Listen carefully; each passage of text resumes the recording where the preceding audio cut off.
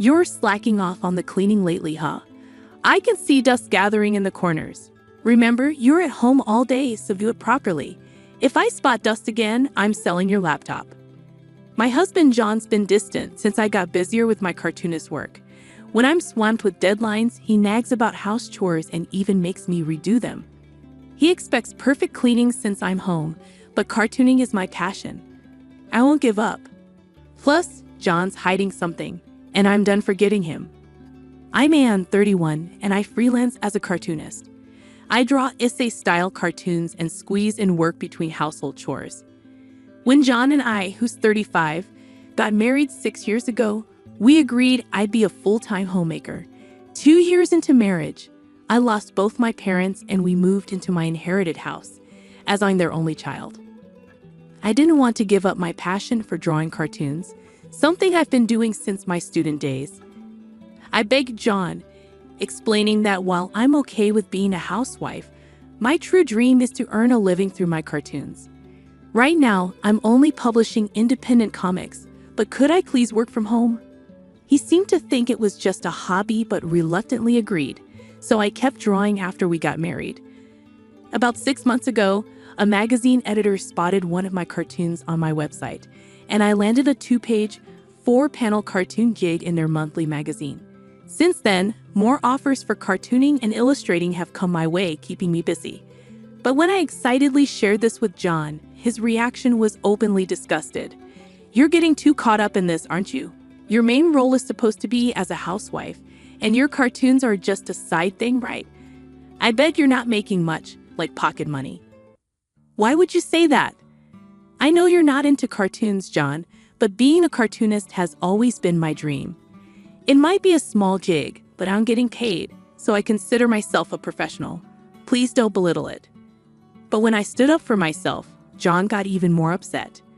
"You're dependent on me, and you dare to talk back? If you're unhappy, start earning more than me." I was stunned. I typically bring in about $600 a month, but I limit my workload because of him. And then there's John, always nitpicking about the housework, like, "You've been slacking on cleaning, huh? I see dust gathering. You're at home all day, so get it together. If I see dust again, I'm selling your laptop." It's like a threat, even though I know he's not serious. But it still scares me, and I end up spending time cleaning instead of meeting deadlines. When I'm busy, he gets even more annoying, pointing out every little thing that needs to be done around the house. Then came the breaking point. John always has dinner right when he gets home from work. That day was no different. He sat down, took a bite of the stew, and exploded. "What's this? The carrot isn't cooked properly. Are you trying to mess with me? I come home exhausted, and this is what you serve your husband." I had been lost in my thoughts after meeting a deadline when John's sudden outburst snapped me back to reality. I turned to him just as he grabbed the glass of beer in front of him and splashed it over me. I was shocked. I never imagined I'd have beer thrown at me. The surprise hit me hard because I never saw it coming. I'm sorry. I must have been distracted while cooking. The rest of the meal should be fine, so you can just ignore the carrot. Midway through cooking, I realized I forgot to add the carrots. In my rush, I tossed them into the stew without parboiling them. Even though I had made sure the potatoes were cooked, I completely overlooked the carrots. It was unlike me to make such mistakes, and I felt awful. It seemed John couldn't forgive this slip-up as easily as I had hoped. It's frustrating to have a wife who can't even handle basic household tasks. "Maybe I shouldn't have married you," John muttered as he stood up and walked out of the dining room. I hurried after him as he headed towards the bedroom. "Where are you going?" "I need some space until you realize what you've done." "What?" I stood there stunned as John packed his things into a travel bag and walked out. I tried to follow him, but he hailed a taxi at the nearest station and disappeared.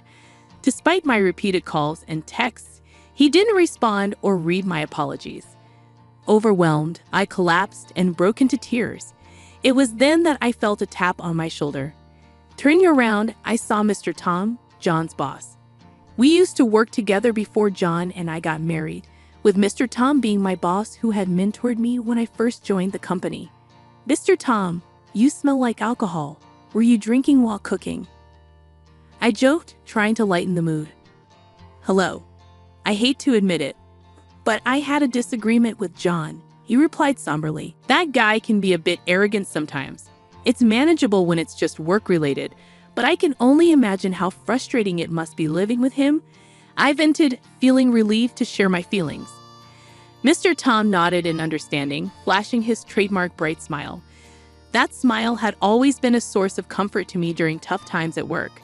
We decided to grab a bite at a nearby diner and catch up. "So what's got you so upset?" he asked kindly. "Well, it's my fault. I messed up the cooking today, tried making a stew, but the carrots weren't cooked well, and it upset John." "Ah, happens to the best of us. My wife does the same sometimes. When it does, we just roll with it. Getting worked up doesn't help, you know." I appreciated that perspective. A smile crept onto my face as we chatted. "So, no argument over drinks then?" "No, the beer smell? That's from John splashing it on me because of the cooking mishap. I thought I'd dried off at the station, but clearly not," I chuckled. "I've had that happen. Even if someone says you smell of alcohol, it's hard to be sure," Mr. Tom chuckled back. "What?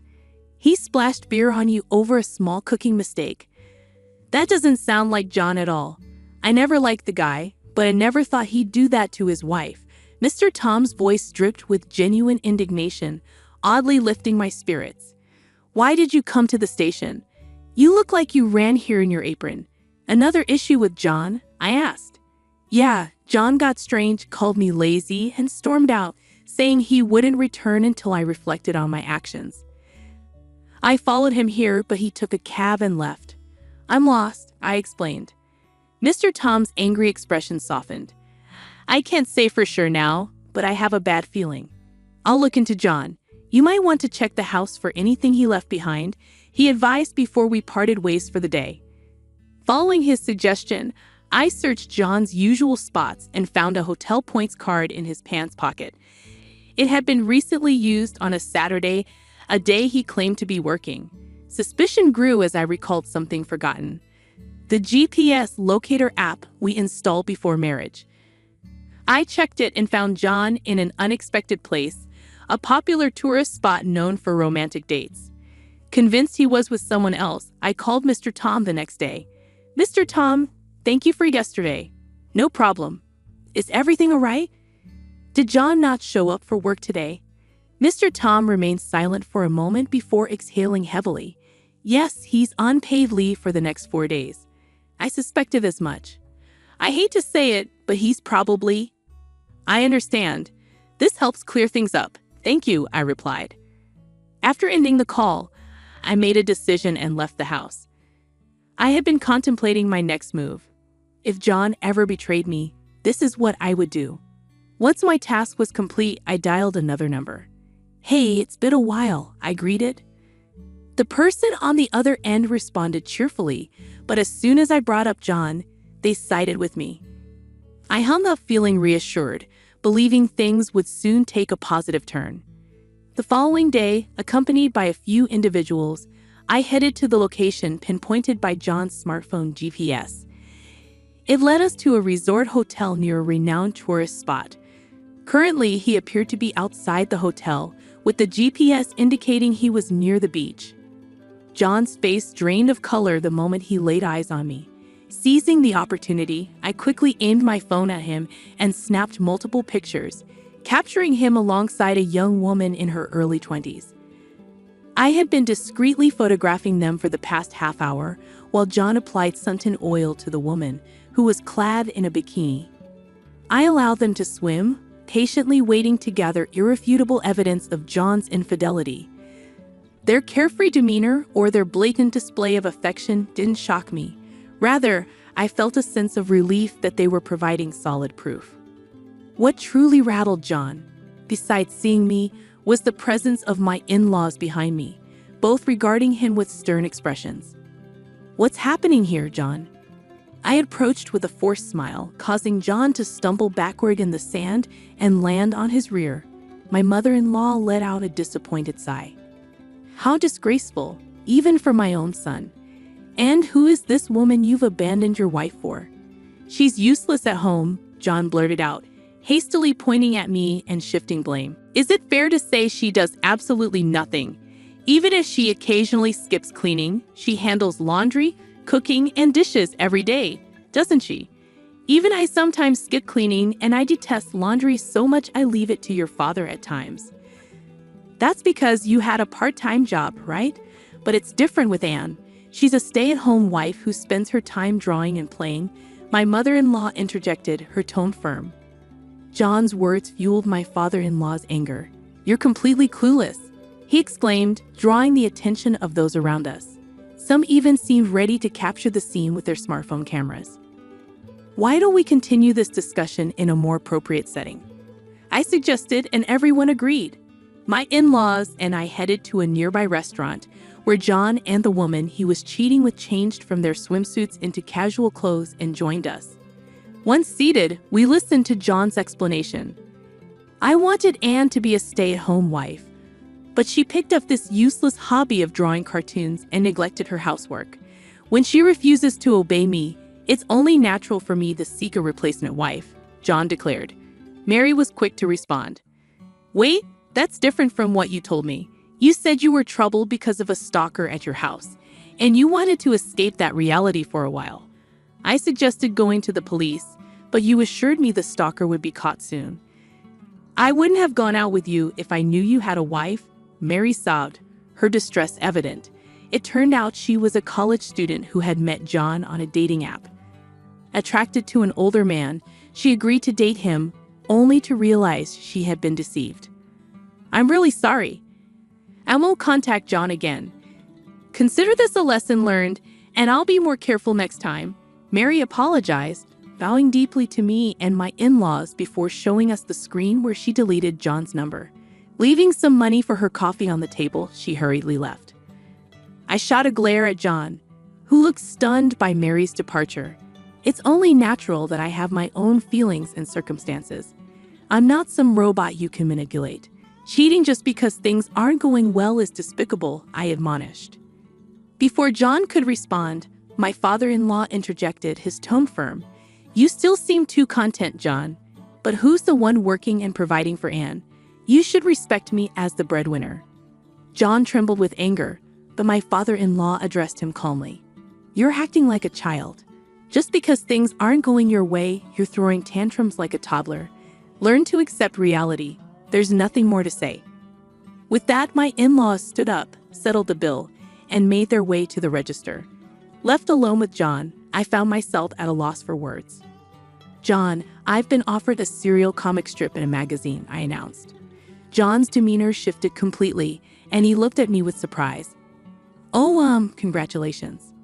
Because of this opportunity, I can no longer be the stay-at-home wife you want. I'm sorry, but I'm tired of being with you, John. I want a divorce. I'm sorry. It's all my fault. You can pursue your comics, and I'll help with the housework. I won't be arrogant anymore, John pleaded, tears welling in his eyes. But I couldn't bear to look at him any longer. I'm sorry, but that's not the issue anymore. You looked down on me, didn't you?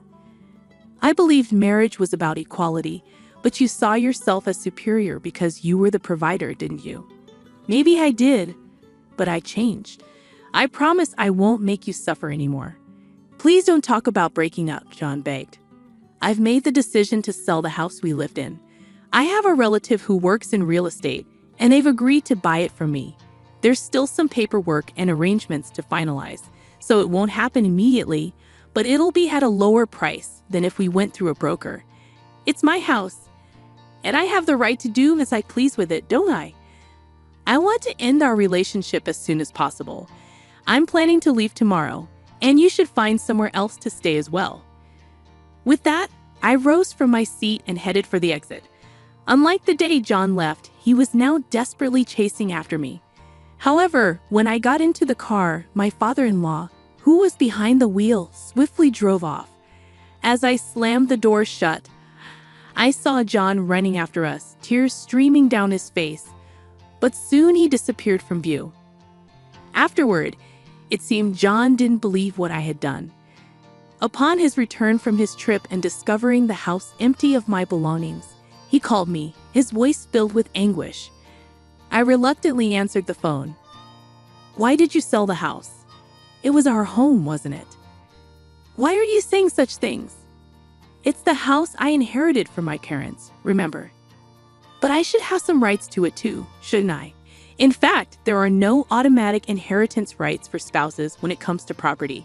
If you understand, please leave the house as soon as possible. Expect a call from the lawyer regarding alimony and divorce. Don't try to avoid it, okay?" I stated firmly before ending the call. Later, it seemed that John faced criticism from Mr. Tom for taking paid leave to go on a trip with his mistress. While there was no requirement to disclose the reason for taking time off, he was interrogated for betraying his wife. John faced difficulties at work, feeling ostracized by his colleagues and uncomfortable every day. Additionally, his in-laws had cut ties with him. John attempted to return to his in-laws' house, but they turned him away. After paying alimony, John depleted his savings and began accumulating debt. He now resides alone in a modest apartment, struggling to manage household tasks and leading a chaotic life. I later learned these details from Mr. Tom, but I felt no sympathy. Meanwhile, I settled into a tidy studio apartment and focused on creating drafts for my serialized comic strip. It's an anthology-style comic, drawing inspiration from various people's experiences. The next story I plan to illustrate revolves around marital infidelity, and I'm contemplating using John's situation as material. I could hear the voices of my husband, Tawny, and my mother-in-law, Nancy, in the distance. They had looked down on and insulted my precious burger shop. I had endured Nancy's harassment for 7 years, but to be trampled on like this? Honestly, I was at my limit. I had gone through many painful experiences, but never had I felt such humiliation.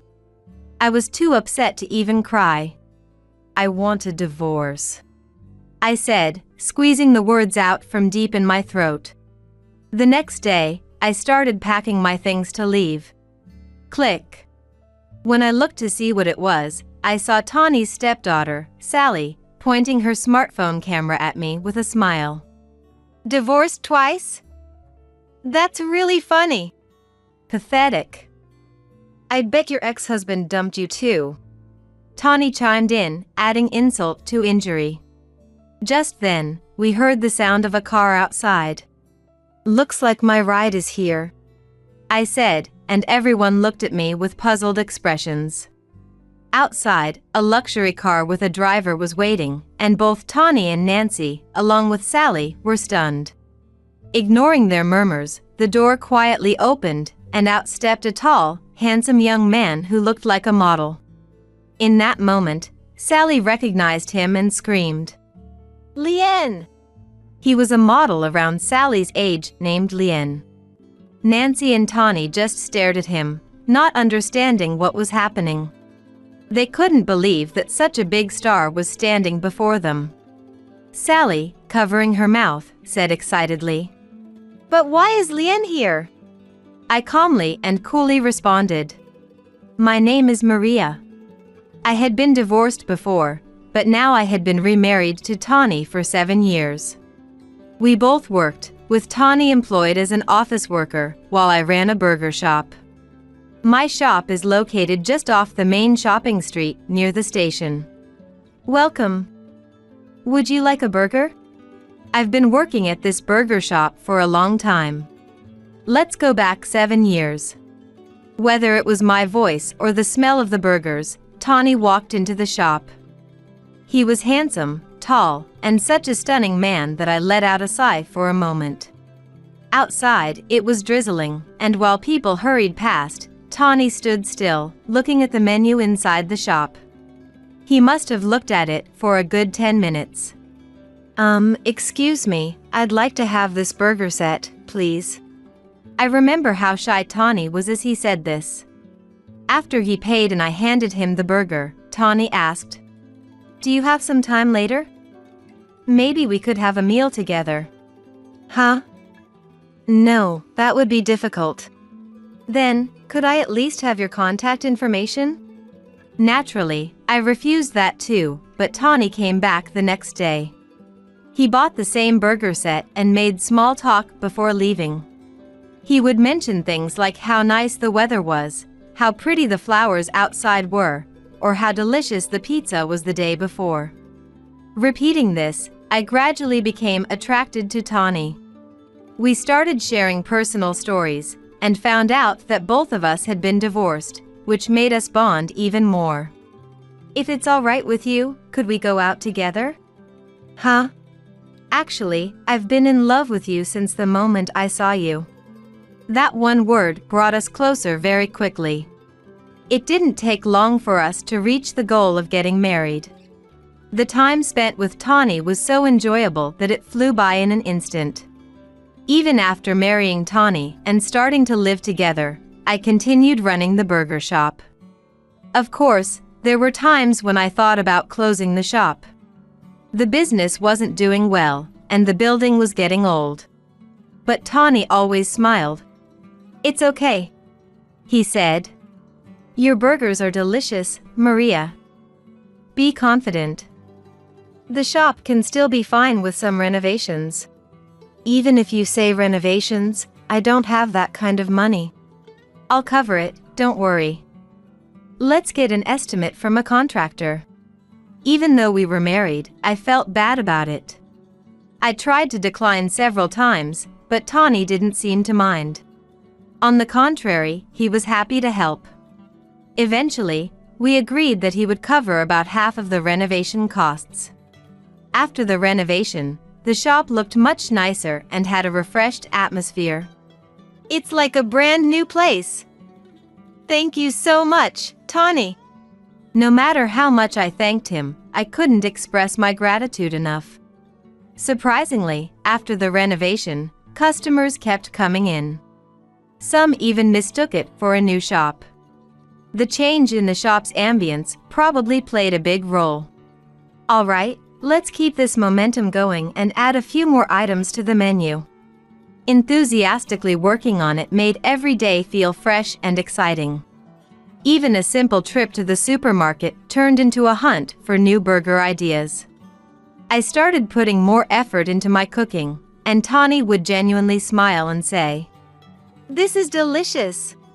Focusing on the shop seemed to bring new energy into our lives. The burger shop became my passion, and adding new items to the menu made me work even harder. Before I knew it, a year had passed since I remarried Tawny. Compared to when we first started dating and our early married days, our conversations had significantly decreased. It's true that we've both aged and settled down, which might explain it. I didn't question that aspect. However, what did concern me was Tawny's frequent change of interests.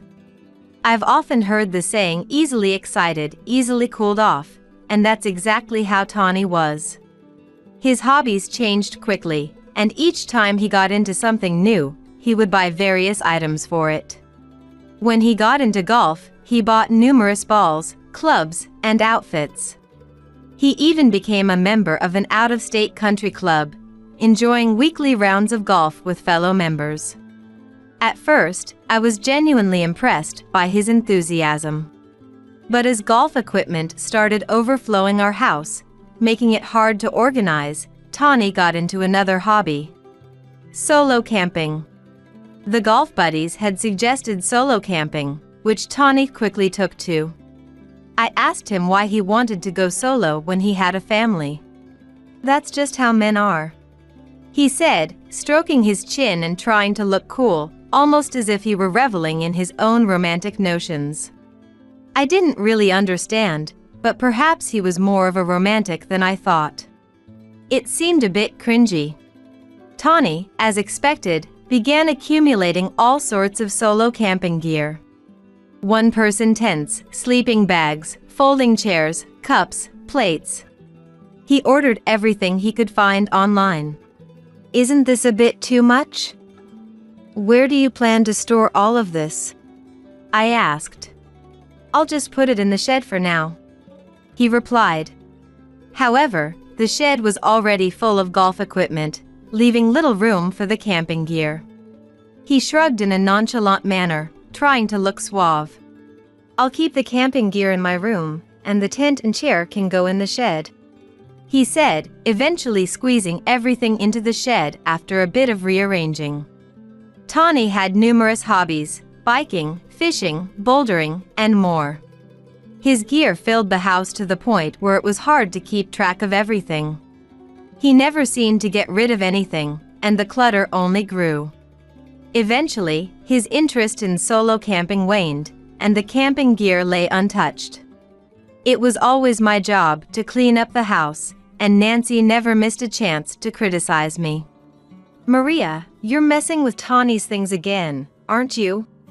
Nancy would say sharply. No matter what I did, she always found something to complain about. "With all this stuff, there's hardly any room to walk. You're just making excuses." "Oh, how I despise it," she would say, giving me a disdainful look before walking away. When I remarried Tawny and moved into this house, Nancy also started living with us. When she showed up with a large duffel bag and a rolling suitcase, saying, "I'll be staying here for a while," I was surprised. Apparently, Tawny had agreed to it without telling me. Quietly, so Nancy wouldn't hear, I asked him, "You didn't tell me about this." "Don't worry. Mom's a good person, and if anything happens, I'll protect you," he assured me. But I had a bad feeling about it. My premonition came true, and from the next day, Nancy's harassment began in earnest. "The seasoning is a bit bland, isn't it? I can't even taste it," she would say, adding more dressing and balsamic vinegar to the salad. "If this is the level of cooking at home, the burgers at your shop must be just as unimpressive." Her words stung deeply. It felt as if she were invalidating everything I had worked for. "Mom, stop it. She made this for us." Tawny would initially defend me when Nancy started living with us. But soon, whenever Nancy said something, he stopped saying anything at all. It seemed Tawny couldn't stand up to Nancy when she was being forceful. Her meddling didn't stop there. "Maria, what's this dirt? Can't you even clean properly?" she would say, pointing to the dust accumulated in the entrance. "And the stairs too. There's dust in the corners. How could you not notice?" "I'll take care of it," I would say, thinking that if she had so many complaints, she could help out herself. But she never lifted a finger to cook or clean. She was all talk and no action. Tawny eventually stopped defending me entirely, preferring to avoid conflict. When Nancy's harassment began, he would leave the table and disappear somewhere, leaving me alone to face her. "See, Tawny left without eating because of you, Maria." "Actually, it's because of you," I thought, but stopped myself from saying it. Tawny had a stepdaughter, Sally, who sided with Nancy and looked down on me as well. "Hey, I told you I hate fish. Why did you make it? Are you trying to annoy me?" Sally, a high school student, was very outspoken. Spoiled by Nancy, she refused to eat anything she didn't like. "Fine, whatever." Even though I cooked with nutrition in mind, it didn't matter to Sally. How much longer could this go on? I wondered every day. With all these troubles weighing on my mind, my only solace was the hamburger shop, where I put on a brave face and kept a cheerful demeanor. Since gaining a good reputation, sales had increased, something I could never have imagined before the renovation. The shop's success is all thanks to Tawny, I would often think. I tried new things, such as seasonal menus and healthy options. However, Nancy and Sally would mock these efforts, leaving me feeling humiliated. Even 7 years after remarrying, this dynamic hadn't changed. No matter how many snide remarks they made, I had learned to let them roll off my back. When I didn't react, Nancy and Sally would eventually lose interest and stop their taunts. Tawny's late returns home became more frequent. I had my suspicions, confirmed by the scent of women's perfume on his suits and shirts. A sweet, feminine fragrance he wouldn't wear. There must be another woman. Tawny, who quickly lost interest in his hobbies, seemed to be the same with relationships. Amidst these troubled days, he made a shocking declaration one evening after I returned from the shop. "We're selling the hamburger shop and cashing in. Maria, you need to find a better paying job." What on earth is he suddenly talking about? I was stunned into silence. What? What did you just say? Sell the shop? That's right. Quit running a shop where only poor people come. I couldn't fathom what had brought this on. Nancy appeared behind him and chimed in. He's right. Running a shabby hamburger shop is embarrassing. Her eyes sparkled maliciously, as if she had come up with a brilliant idea. Why do we need to sell my shop? We aren't in financial trouble, are we? We need the money right away, Tawny said. For what? I asked, bewildered. Just do as Tawny says without talking back. You're his wife, stop arguing. Nancy snapped. Really? If the shop sells, can I get a new bag? Sally, who had been listening, chimed in. Sally, a college student about to start job hunting, had recently developed a taste for luxury brands. I don't want to sell the shop, I protested, but my words fell on deaf ears amidst their uproar. The shop is under my name now, remember? You agreed to that. Tawny reminded me, and I suddenly realized the gravity of the situation. During the renovation, we had changed the ownership to his name, thinking it would be beneficial in the long run. I completely trusted Tawny. I never imagined it would come to this. I can hear their voices shouting in the distance. The rights to the beloved hamburger shop I had cherished were taken away. I was looked down upon and criticized. For 7 years, I had endured Nancy's constant beratement. But this felt like the final straw. It was the most excruciating experience of my life, beyond anything I had endured before. I was so devastated that I couldn't even cry. I want a divorce, I finally managed to say, my voice barely above a whisper. The next day, I began packing my belongings. I filled my rolling suitcase and several boxes with clothes, personal items, and even my favorite mug. Click. I turned to see Sally pointing her smartphone camera at me. A smirk on her face. 2 divorces, huh? That's hilarious. She sneered. Pathetic. No wonder your first husband dumped you too, Tawny added, piling on the insults. He was just like Nancy. And I couldn't help but think it was no surprise, they were family, after all. Nancy hummed a cheerful tune, clearly enjoying the moment. With most of my packing done, I started moving my things to the entrance. As I finished, I heard a car pull up outside. My ride's here, I said, noticing their puzzled expressions. I opened the front door and stepped outside, carrying my bags. A luxury car with a driver stood waiting, causing Tawny, Nancy, and Sally to look on in astonishment. What's with this car? A luxury car? Why? Hey, someone's getting out. Ignoring their murmurs, I watched as the car door opened quietly. Out stepped a tall, handsome young man, looking like a model. Sally recognized him instantly and screamed. It must be Lien. Lien, the same age as Sally, was a model and an international star. He had become a national sensation, starring in blockbuster dramas and movies. Known for his versatility, he could play everything from a charming high school student to a villainous character, earning him the title of a genius. Tawny and Nancy stared at him, clearly unable to believe that such a huge star was standing before them. Sally, covering her mouth, said excitedly, "But why is Lien here?" I calmly replied, "He's my son." "What? Your son?" As they tried to process this, Lien waved gently, his expression kind but his eyes cold. "Hello. It seems my mom has been in your care." His tone was polite, but his gaze was icy, as he looked at Tawny, Nancy, and Sally one by one, almost glaring. The atmosphere grew tense.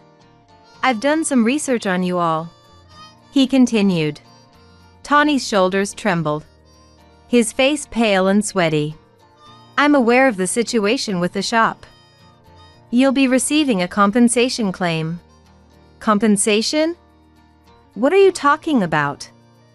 That's ridiculous." "Don't worry. We won't be taking any of your money. But we will be reclaiming the shop as compensation." He said this with a dark smile, his words chilling the air around us. Tawny and Nancy were frozen in place, unable to move. "I'll let our lawyers handle the rest." It sounded like a line from a movie. Lien then gestured for me to get into the car. Nancy was the one who couldn't stay silent. She shrieked, "Wait a minute!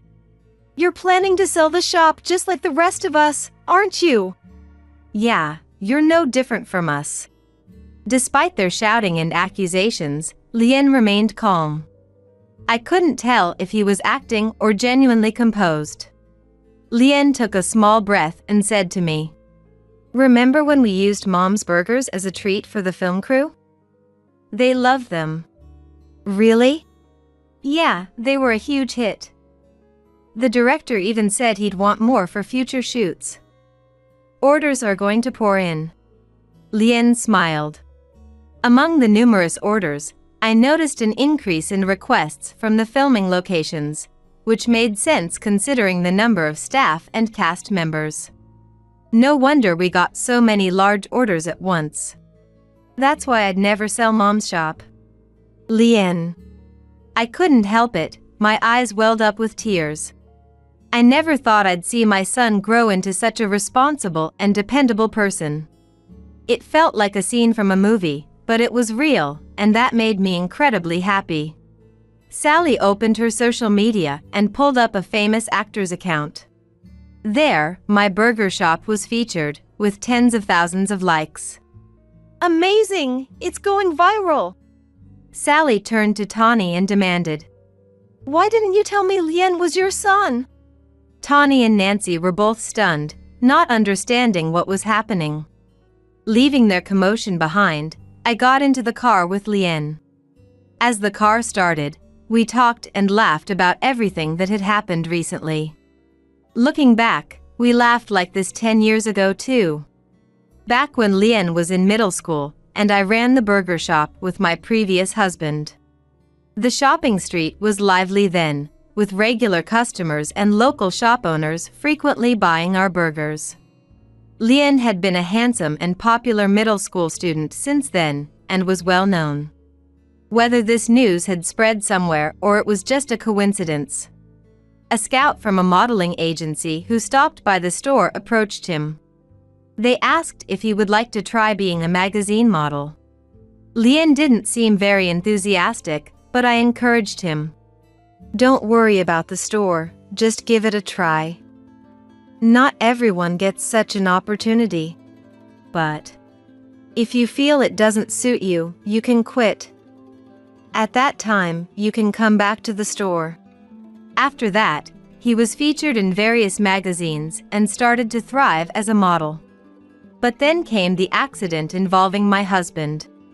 On his way back from delivering hamburgers, he stopped by to pick up some additional ingredients and collided with a large truck. By the time I rushed to the hospital, it was already too late. I still remember feeling like I had fallen into darkness with no way out. I didn't know what to do about Lien's education. At that time, the agency proposed that Lien should study abroad. They suggested that he could continue to expand his modeling career even while studying. "Mom, I'll become even more famous and definitely come back. So please don't give up the store until then." And so, Lien went overseas to study, and I stayed behind to run the store alone. Even while Lien was abroad, we never missed a chance to communicate, and I also subtly mentioned my new partner. However, I didn't tell Tawny about Lien. I thought it might cause some trouble with the new family. I wanted to avoid anything that could hinder his activities. Even after I remarried, I continued to exchange messages with him. I didn't mention Nancy's harassment or the issues with the store's ownership to avoid worrying him. I always sent messages saying I was fine and encouraging him to do his best. Yet, Lien seemed to sense something. "Mom, I've been worried about you recently. So I did some research. I'm sorry for making you worry. I don't want anything to happen to you. I'm home. Welcome back." We hugged each other tightly. "And, Mom, about the future."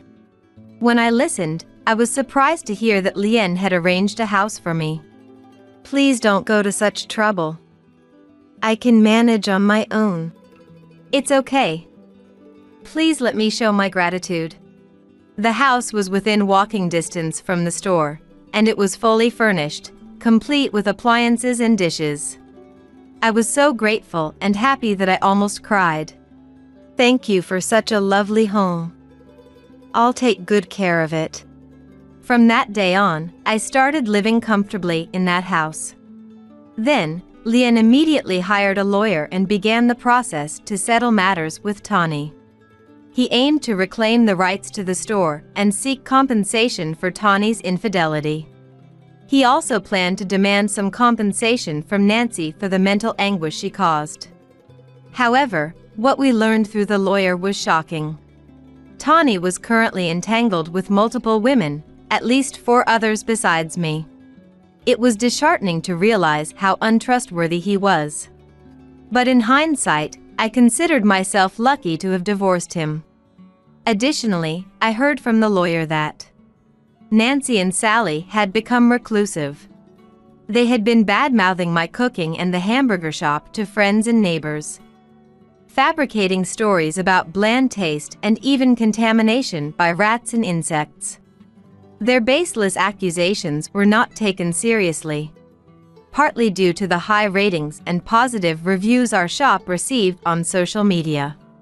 Consequently, they were viewed with disdain as people who spread strange rumors. Sally even lost a job offer because of her negative posts on social media. "I did nothing wrong. It's all that woman's fault." I could almost hear Nancy's shrill voice, sending a shiver down my spine. Tawny, Nancy, and Sally, who cared so much about appearances, must have found it hard to go out, suffering greatly from the consequences of their actions. As for me, I continued working at the hamburger shop even after the divorce, and every day was fulfilling. Thanks to Lien, I eventually regained the rights to the store. When I received this happy news, I was so overjoyed that I jumped up high. It meant that much to me. Lien also introduced the shop to his fellow actors and directors, leading to a television feature. This attracted customers from far and wide, and on holidays, our burgers would sell out quickly. We hired more employees and expanded the shop. Though mistakes and troubles occurred frequently, I was just grateful to be able to keep the shop running. I never managed the shop alone from the beginning. Even now, I feel as if my former husband is still with me, working together. And with Lien and the employees, it feels like even more than that. The bustling shop offers a variety of items, from staple menu items to trendy new options. "Welcome. How about trying one of our hearty burgers?" a young man said. "I'll have this one," and placed his order. "Thank you very much." I try to be at the counter as much as possible, selling together with everyone. Today, too, the shop is very busy. Thank you for everything until now. From here on, you can handle things on your own. What? I thought he was expressing gratitude, but it was a shocking statement. I've supported you all this time. Now I deserve to be free, right? What are you talking about? It made no sense. He claimed to have supported us, but I worked too, earning more than him. I'm tired of you, Mary. You used to be young and beautiful, but now you're useless. How can you say such things? And those kids, they're creepy. I can't understand what they're thinking. Don't talk about them like that. Are you sure they're even my kids? Tell me the truth. I wanted to punch him but stopped myself. A man like him wasn't worth it. So, you just want to leave, right? I'm glad you understand quickly. He laughed loudly and left the house. A few days after he left, divorce papers arrived. Did you get the divorce papers? Yes, just now. Good. Make sure you file them today. I'm getting remarried. She's 17 years younger than you and a real catch. Good for you. Aren't you surprised? After what you said and did, nothing surprises me anymore. Fine then. Goodbye. He hung up. He didn't mention about the children at all. That angered me more than anything else. But his outrageous behavior didn't stop there. A week later, I received a wedding announcement and invitation. He was truly a horrible man. Seeing this, the kids made a suggestion. Wow, he has some nerve. Mom, are you going? Why would I go to his wedding? Exactly. We'll go instead. What? Don't worry, Mom. We'll cause a scene and get revenge. But if you do that, you'll get into trouble. We'll be fine. We have a plan. Seeing them smile excitedly scared me.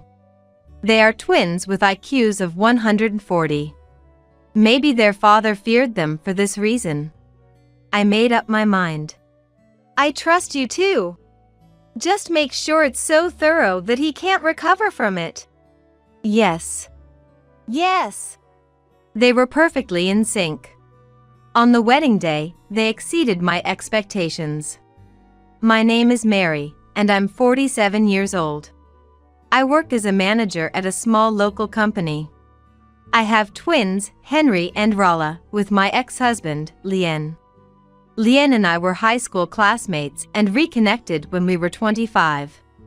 He hadn't changed much, but one night out, I was drawn to his bright and genuine personality. Really?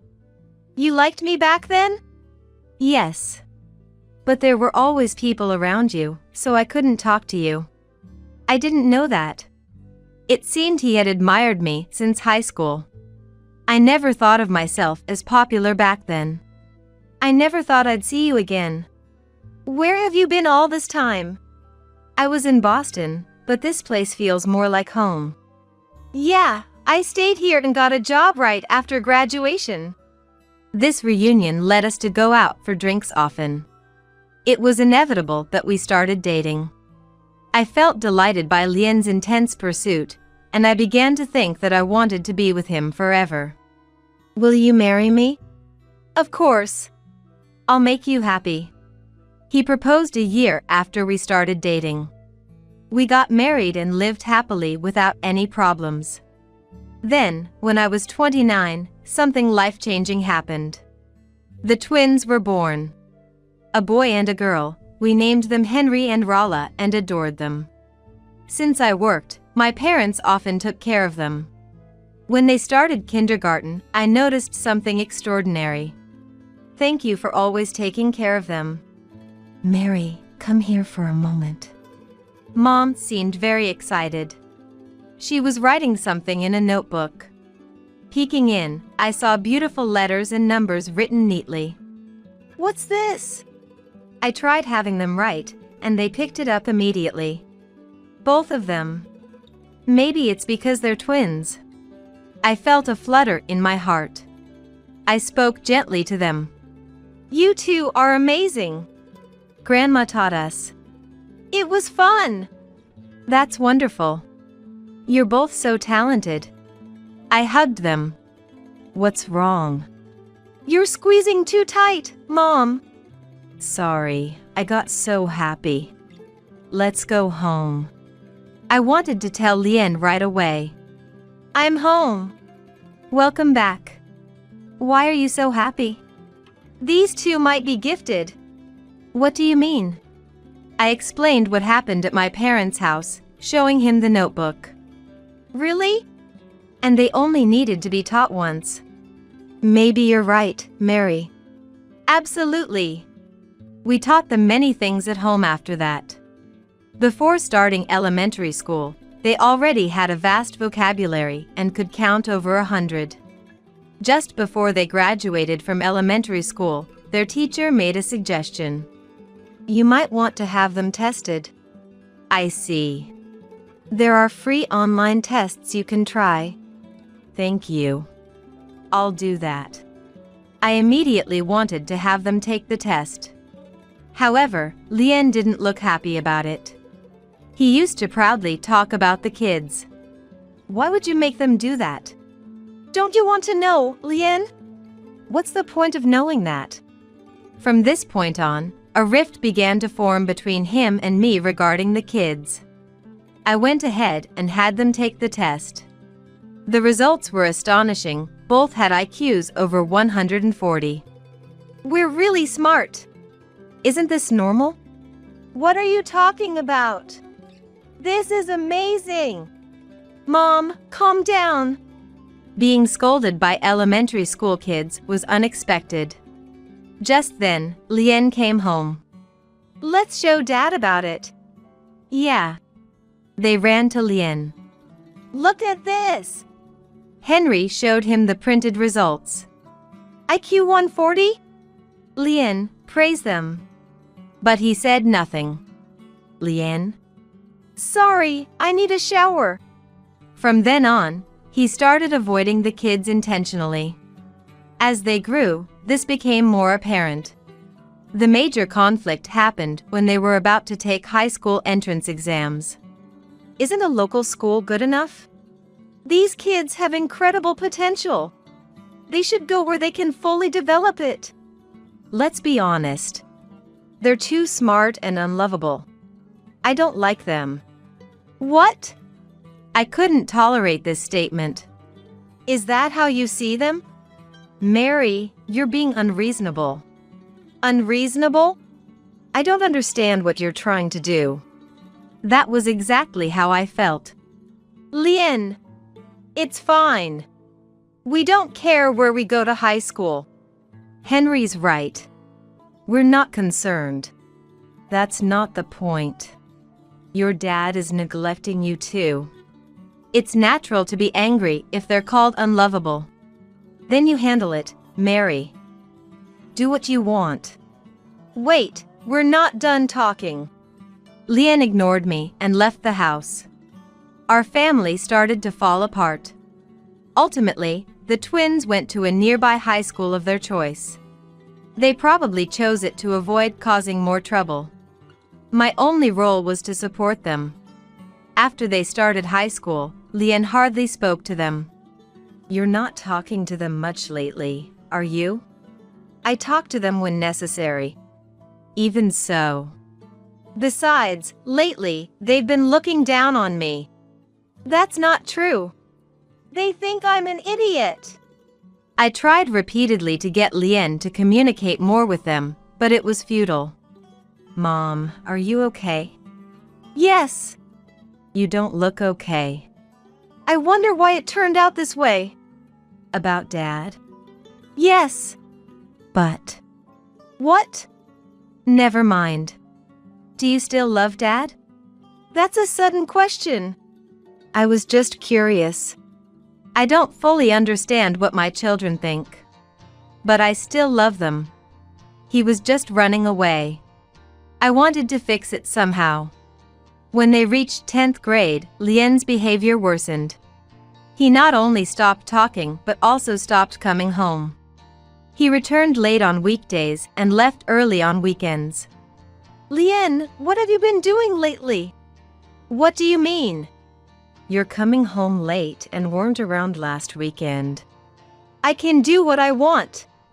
Who do you think is earning for this family? This isn't about that. I'm supporting this family. What are you trying to say? Don't you get it? Is this the woman I admired in high school? I usually don't get angry easily, but this annoyed me. Let me tell you, I never thought you'd turn out like this either, Lien. Say that again. I'll say it as many times as needed. You were much better when we met. Lien, who had been sitting on the couch, stood up and walked over to where I was in the kitchen. What? Then, without warning, he slapped me across the face. I staggered from the shock and hit my head on the corner of the refrigerator. My vision blurred. The last thing I saw before losing consciousness was Lien looking down at me with contempt. This is your fault, Mary. You brought this on yourself. Stay there and think about it. I regained consciousness to the sound of someone calling my name. Mom, are you okay? Henry helped me to the sofa. What happened? I just tripped. That's not true. I instinctively lied. Some part of me still hoped that the kind Lien would return. No matter what he said or did, I clung to that tiny shred of hope. I believed that we could be a happy family again someday. Henry, what are you doing? Rolla, who had just returned, confronted Henry. Calm down. I didn't do anything. Henry explained the situation to Rolla. Does that mean? Henry put his hand over Rolla's mouth to stop her from speaking. You're choking me. Henry shook his head. Rolla seemed to understand and became quiet. Mom, you should rest for now. Yes, you should rest. We don't know what could happen next. But I still have things to do. I tried to stand, but my legs were unsteady. Leave it to us. All right, I'll rest first then. Lien wasn't in the bedroom. It seemed he had gone somewhere again. I lay down and closed my eyes, hearing the kids talking outside the door. I couldn't make out the details. I fell asleep. The next morning, Lien's loud voice woke me. My head still hurt a bit, but the mirror showed no serious injury. I followed the sound to the living room. Lien was yelling about his missing smartphone. You're finally up. Where's the smartphone that was here? How should I know? Then help me find it. The kids came out, rubbing their eyes. What's going on so early? The shouting woke us up. His smartphone is missing. Smartphone? Rolla, do you know anything? I don't. I didn't even know when he came back. Right. Just help me find it. I understood his anxiety about the missing phone, but he seemed excessively agitated. Despite searching everywhere, we couldn't find it. Then Henry shouted. It was under the couch. We moved the couch and found the smartphone there. It's so late. I'm leaving now. Take care.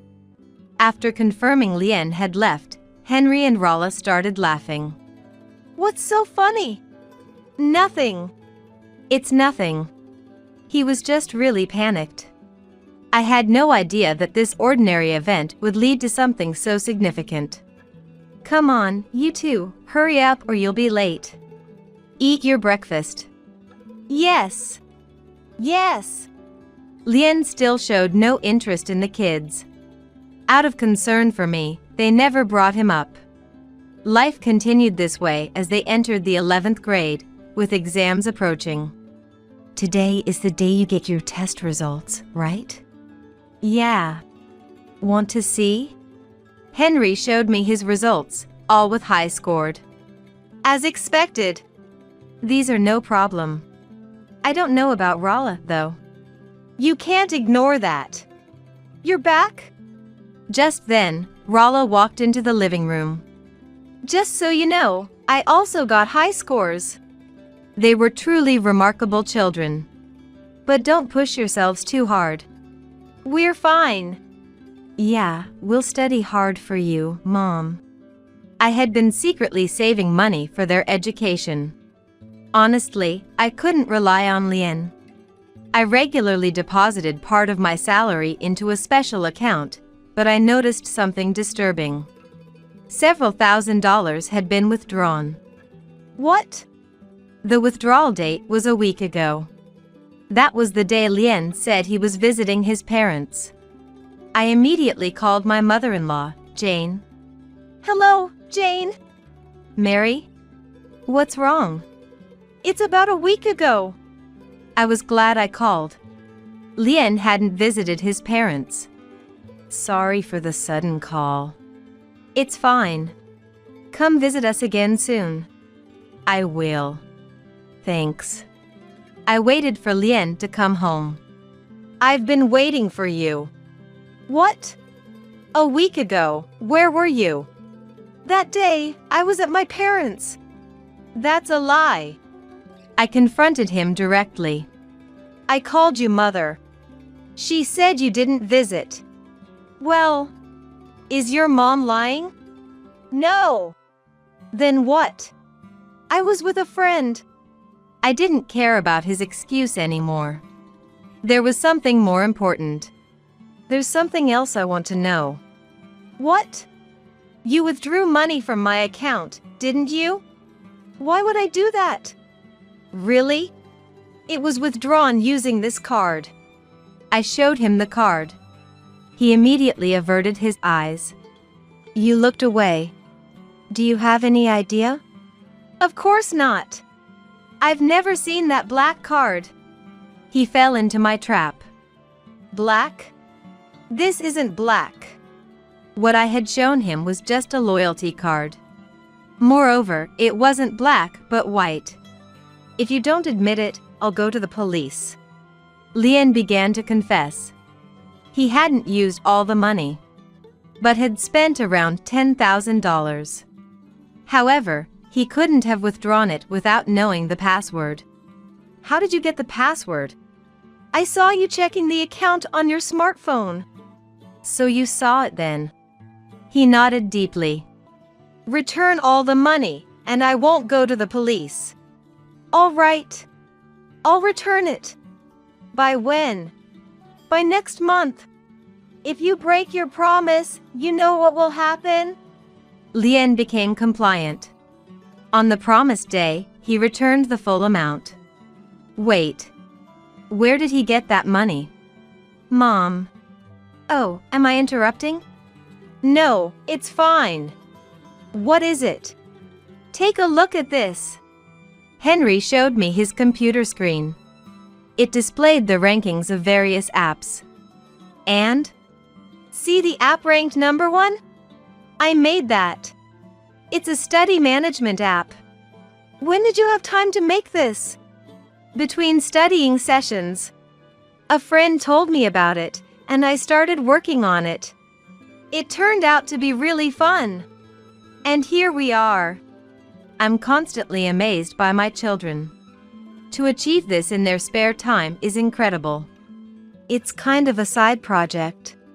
A side project? Yeah, don't worry about it. All right. With less than a month until the exams. Finally, Lien did something that overshadowed everything he had done before. Hey, what's Dad been doing? I haven't seen him around lately. Hey! Oh! We were having dinner. Don't worry about it. Mom, I can't let you two suffer because of this. What do you mean? It's time for me to make a decision. Henry and Rala exchanged glances. If there's anything we can do, just tell us. Yeah, we'll do anything. Thank you. I'll rely on you both. Just then, Lien appeared. Dinner time, huh? Is there some for me? The kids' expressions changed to one of tension. They were clearly wary of him. There's some, but... Then get it ready for me. I prepared his meal. How's school lately? Huh? Just normal, I guess. What about you, Rolla? I'm normal too.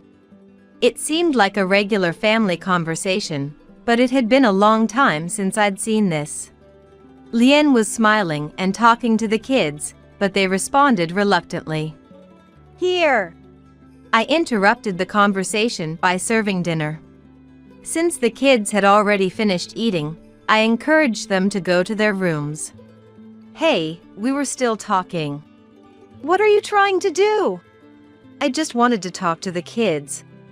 That can't be all. It really is. After that, he ate silently and went to bed. From then on, he started coming home early. I couldn't shake my distrust of him. 2 days later, on my birthday, he did something unexpected. Happy birthday. He handed me a bouquet of flowers as he said that. It was a bouquet of yellow roses. Thank you. I also bought a cake. While he was saying this, the kids came home. Mom, happy birthday! This is our gift to you. I ended up enjoying the day more than I expected. But when I woke up the next morning, he was gone. He had been sleeping beside me the night before. I got up and searched the house, but he was nowhere to be found. I realized I had been played. Then Rolla burst into the room. Rolla? I've been thinking, and I remembered something. Those yellow roses from yesterday are terrible. Terrible? They symbolize jealousy or wavering love. Really? But why would he be jealous of me? And where's Dad? He's gone. We've been tricked. At that moment, I understood I had been abandoned. Last night was his final meal with us. Maybe he waited until my birthday to leave. Lien had apparently been setting things up in advance because I was later called into work. I was accused of having an affair. I managed to clear up the misunderstanding with a thorough explanation. When I got home, Jane called.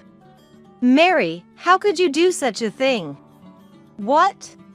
Lien said you were having an affair. I would never do that. Enough. Don't contact us anymore. Jane hung up abruptly.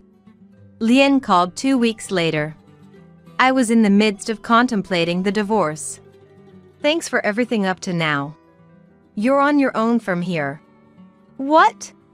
Just when I thought he called, he said something outrageous. I've supported you all this time. I deserve my freedom now. What are you talking about? It made no sense. He claimed to have supported us, but I also worked, earning more than Lien. I'm tired of you, Mary. You were young and beautiful, but now you're useless. How can you say that? And those kids are creepy. I don't know what they're thinking. I don't like them. Don't talk about the kids like that. Are they even mine? Tell me the truth.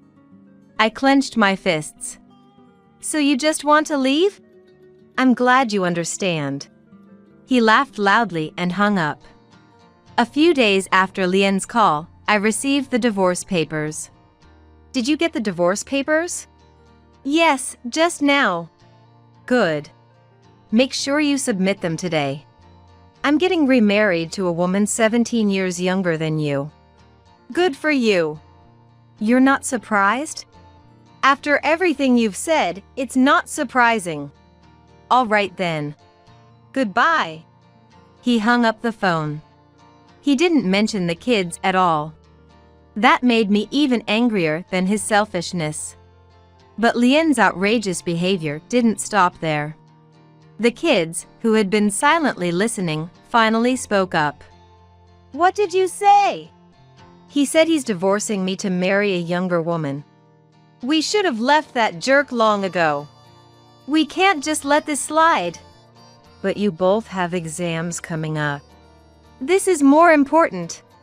Yeah, it is. I was about to submit the divorce papers, but the kids stopped me. They said it wasn't the right time yet. Let us handle this for now. We promise you won't regret it. I was hesitant, but their serious eyes convinced me. A week later, we received a wedding announcement and an invitation to Lien's wedding. What a despicable man. The kids saw it and came up with a plan. Wow, he has some nerve. Mom, are you going? He should have sent this all at once. Guess he's as dumb as we thought. There's no way I'm going. I don't want to see his face. Yeah, we'll go instead. What? Don't worry, Mom. We'll make a scene and get revenge. But you'll get in trouble. We'll be fine. We have a plan. Seeing them smile made me a little scared. They were twins with an IQ of 140. Maybe that's what Lien was afraid of. I made up my mind. I trust you. Just make sure it's thorough. Yes. Yes. They were perfectly in sync. On the wedding day, they were full of energy. Rala, are you ready? Of course. You've got it, right? Yep, it's right here. Rala was holding an envelope. It's just a little surprise. All right, go ahead. I hesitated on what to say. Enjoy yourselves. They left with smiles. Even though I said they could do as they pleased, I couldn't help but worry. About 2 hours later, Rala called. Hello? Is everything okay? Yeah, it's about to get interesting. What do you mean? I'm switching to video now. The screen showed the wedding reception. Mom, can you see it? Yes, I can see it clearly. We're about to cause some trouble, so watch closely. I watched nervously, wondering what would happen. It looked like the bride was about to read a letter to her parents. A large screen behind her was probably going to show some pictures. Just as she started reading, the screen showed a video of Lien with some woman. And it wasn't the bride. What is this? As the video continued, more women appeared. Apparently, Lien liked recording his escapades. How disgusting. He had been with 5 different women. Mom, did you see that? Yes, when did you prepare this? We found an opportunity. But there's more. The video took a sudden turn. I immediately recognized Henry and Rala by their voices, even though they were wearing masks. This man is about to get married, but he has been involved with 5 different women. And that's not all. This man is a criminal, practicing bigamy. This is where it hit me. Henry and Rala had told me not to file the divorce papers for a reason. It was all for this. When the video ended, the wedding venue was in chaos. The bride lunged at Lien, looking like she was about to hit him. Let's finish this, Henry said. They walked over to Lien. Was this your doing? Lien asked. Why are you angry now? Yeah, it's all your own doing. By the way, Mom is watching this too. Do you have anything to say? Mary. Don't say anything more. Just hearing you call my name makes my skin crawl. So she said. Well, we're satisfied. Let's go home. Yeah, Mom is waiting for us. I saw Jane in the corner of the screen, looking like her world had ended. That was her own fault too. Henry and Rala came home with triumphant smiles. Great job. That was incredibly entertaining. Did you like it? Of course. But where did you get that footage? Oh, that. When I heard Henry's explanation, it all made sense. First, Henry had been curious about what Lien was doing when he wasn't at home. To figure it out, he developed an app himself and installed it on the day Lien was frantically searching for his missing smartphone. But how did you manage that without him noticing? He was snoring away. I came up with the idea, Rala added. And not just that. We pulled all the data from his phone to our computer. That's how we got the footage. Impressive. But it wasn't over yet. The next day, Lien showed up at our house. Hey, what the hell is this? He was holding an envelope. Oh, you saw it? What was that? That was a letter with photos and contact details of your mistresses. You have no idea what you've done. I got kicked out because of that. You can't be serious. And by the way, Lien, you tried to spread lies about me at work, didn't you? It didn't work though. So, what do you want? We're still married, right? Henry said so yesterday. Oh, that. We just said that to set you up. He still thought I hadn't submitted the divorce papers. You're a bit late. I already submitted them. But I'll still get the compensation. What? You've got to be kidding me. Rala, who had been silent, finally spoke. The joke's on you. You've probably already been sued by your fiancé too. That's why you're here, right? He fell silent, hit by the truth. And don't forget, you're a criminal. That's true. If you don't want to get arrested, you should leave now. Damn it, you'll pay for this.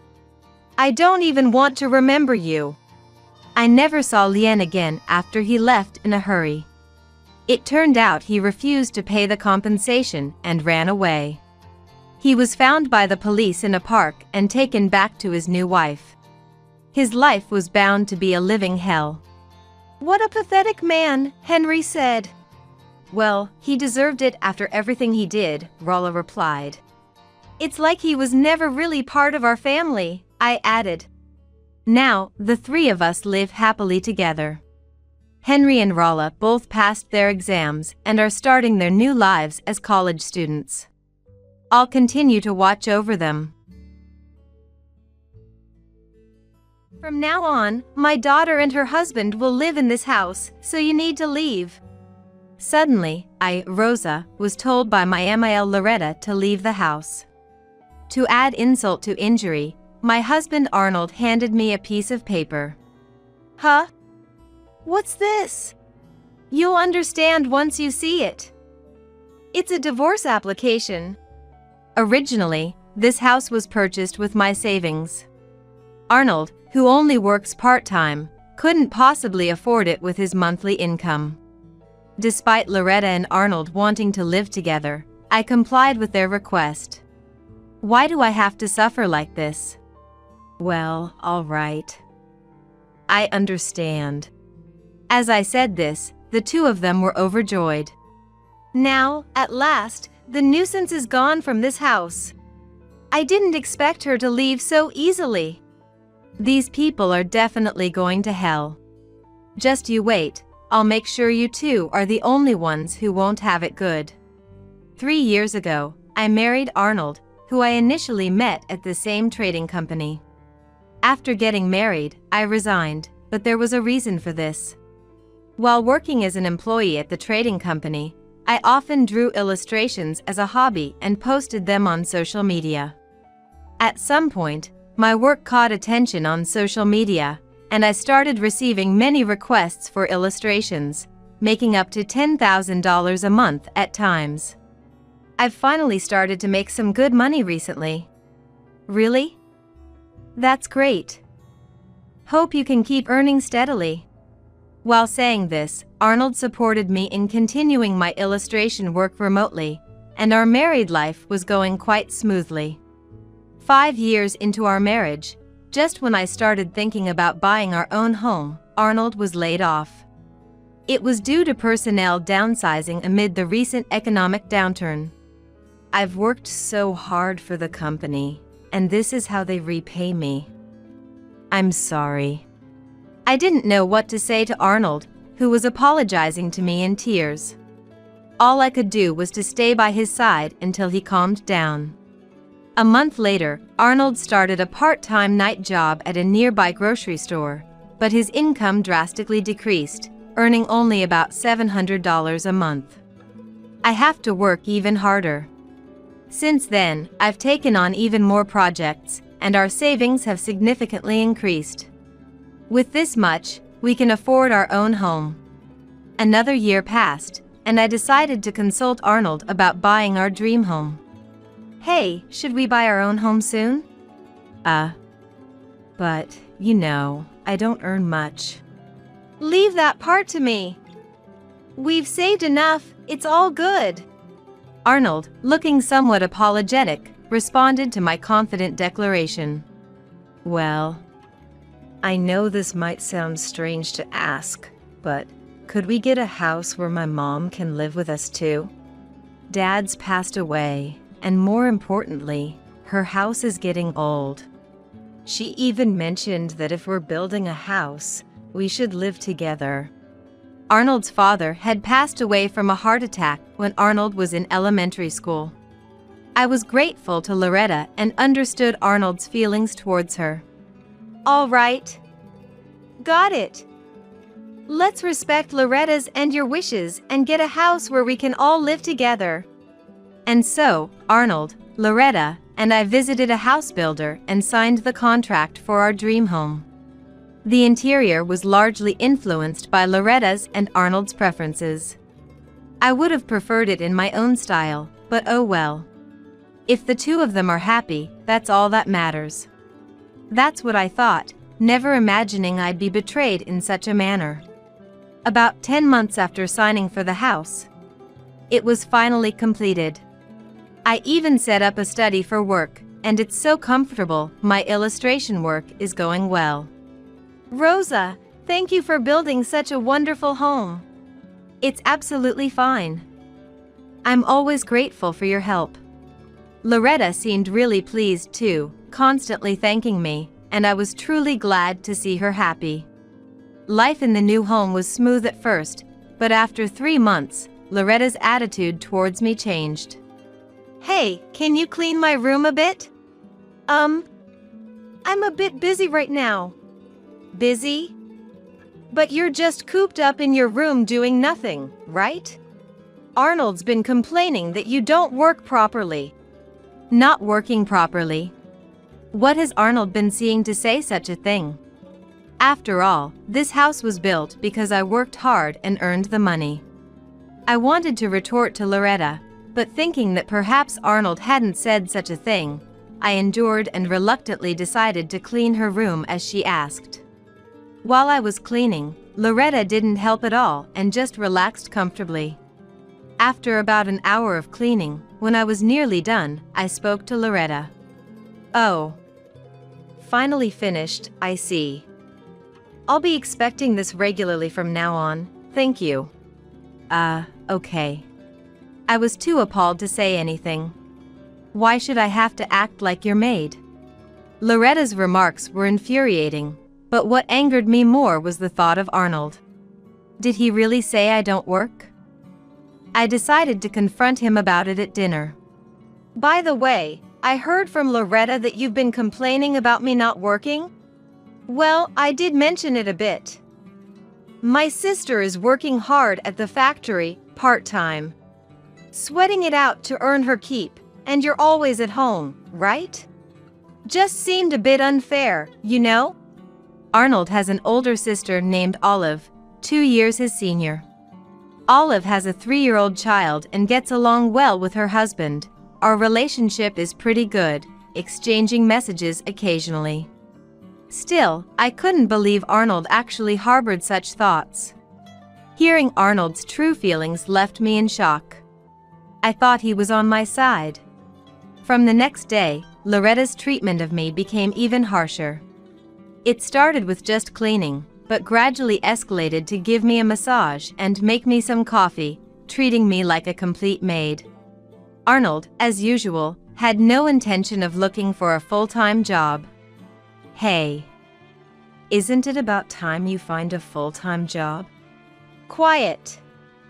You're earning well, right? Then it's fine. Between Arnold's refusal to listen and Loretta's daily demands, my mental state was reaching its limit. Olive. I'm at my breaking point. Please help me. Are you okay? After enduring this life for 3 months, I sought help from Olive, who acted promptly and sternly addressed Arnold and Loretta. Thanks to Olive, the harassment subsided for about 2 weeks. Then, one evening, as I was washing the dishes after dinner, Arnold said he needed to talk. What about? Just wait. I've called Mom, so sit down and wait. What on earth am I about to be told? I waited on the living room sofa for Loretta and Arnold, feeling frightened. Sorry to keep you waiting. Arnold said you wanted to talk. As I said this, Loretta and Arnold exchanged glances and smirked maliciously. Then Loretta slowly started to speak. This house, it's going to be Olive's family living here. So could you leave? LOL. What? What are they talking about all of a sudden? Confused by the situation, I was just shocked by Loretta's words. Hey, you listening to Mom's words? LOL and this. Huh? What's this? Arnold handed me a piece of paper. When I unfolded the half-folded paper, I realized it was a divorce application. I had no idea what Loretta and Arnold were up to. You see? It's a divorce application. Arnold watched my reaction with a laugh. But why must I go through this? I worked hard to buy this house with my own money. What's going on with you two all of a sudden? I appreciate that you bought this house. But the thing is, Arnold has been suffering because you earn more than him. A person who can't show respect to her husband doesn't belong in this house. So, we thought of letting Olive live here instead. Yeah, that's right. You've been having it too good, and honestly, I've been irritated. It's not like I wanted to quit my job, but you kept nagging me to find work. I was sick of it. I see. So, that's why they've been so harsh to me. I'm utterly dismayed by such childish reasoning. Since I bought the house with my earnings, I wanted to tell them they should be the ones to leave. But I'm tired of dealing with them. Ha. Okay, I understand. So, I should leave, right? Wow. That was quick. With you gone, the nuisance is out of the way, and we can live comfortably. When I agreed to leave, the two of them were ecstatic, holding hands and rejoicing. If that's how they want it, I'll show them. Just you watch. I'll make sure they get what they deserve. At that moment, I decided to seek revenge against the two of them.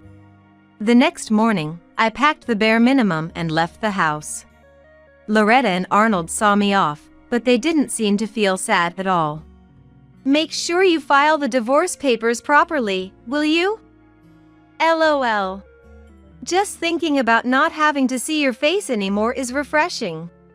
We'll take good care of this house, so don't worry. They said whatever they wanted.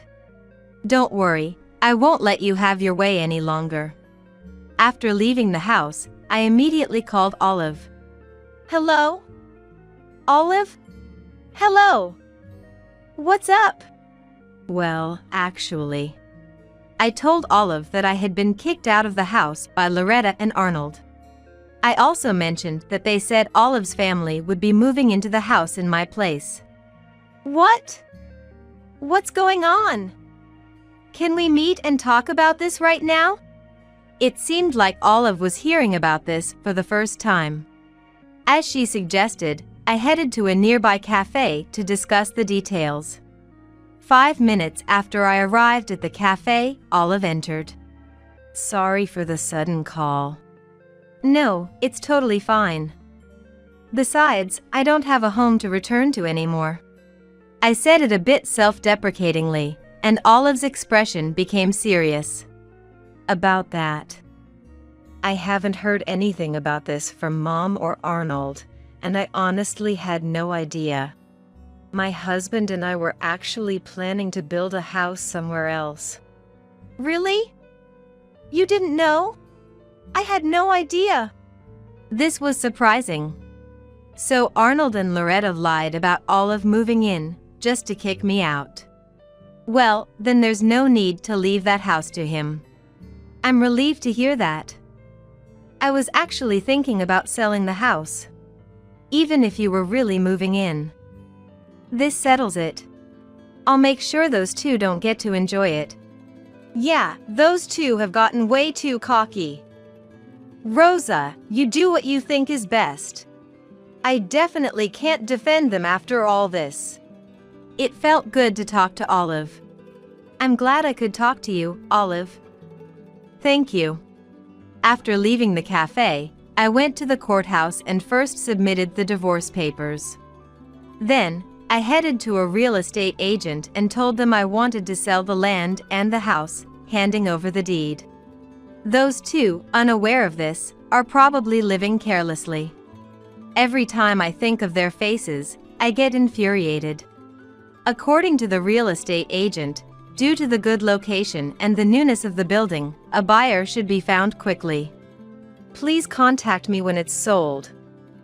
I'll be staying at my parents' house for a while. I left the rest to the real estate agent and went back to my parents' house. When I returned to my parents' house after an hour's drive, my parents were there to welcome me. But they were very surprised as their daughter had returned home so suddenly. 2 weeks later, I received a phone call.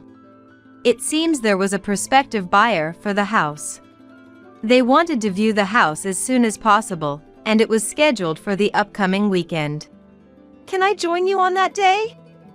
As a former resident, I think I can guide them through every corner of the house more thoroughly.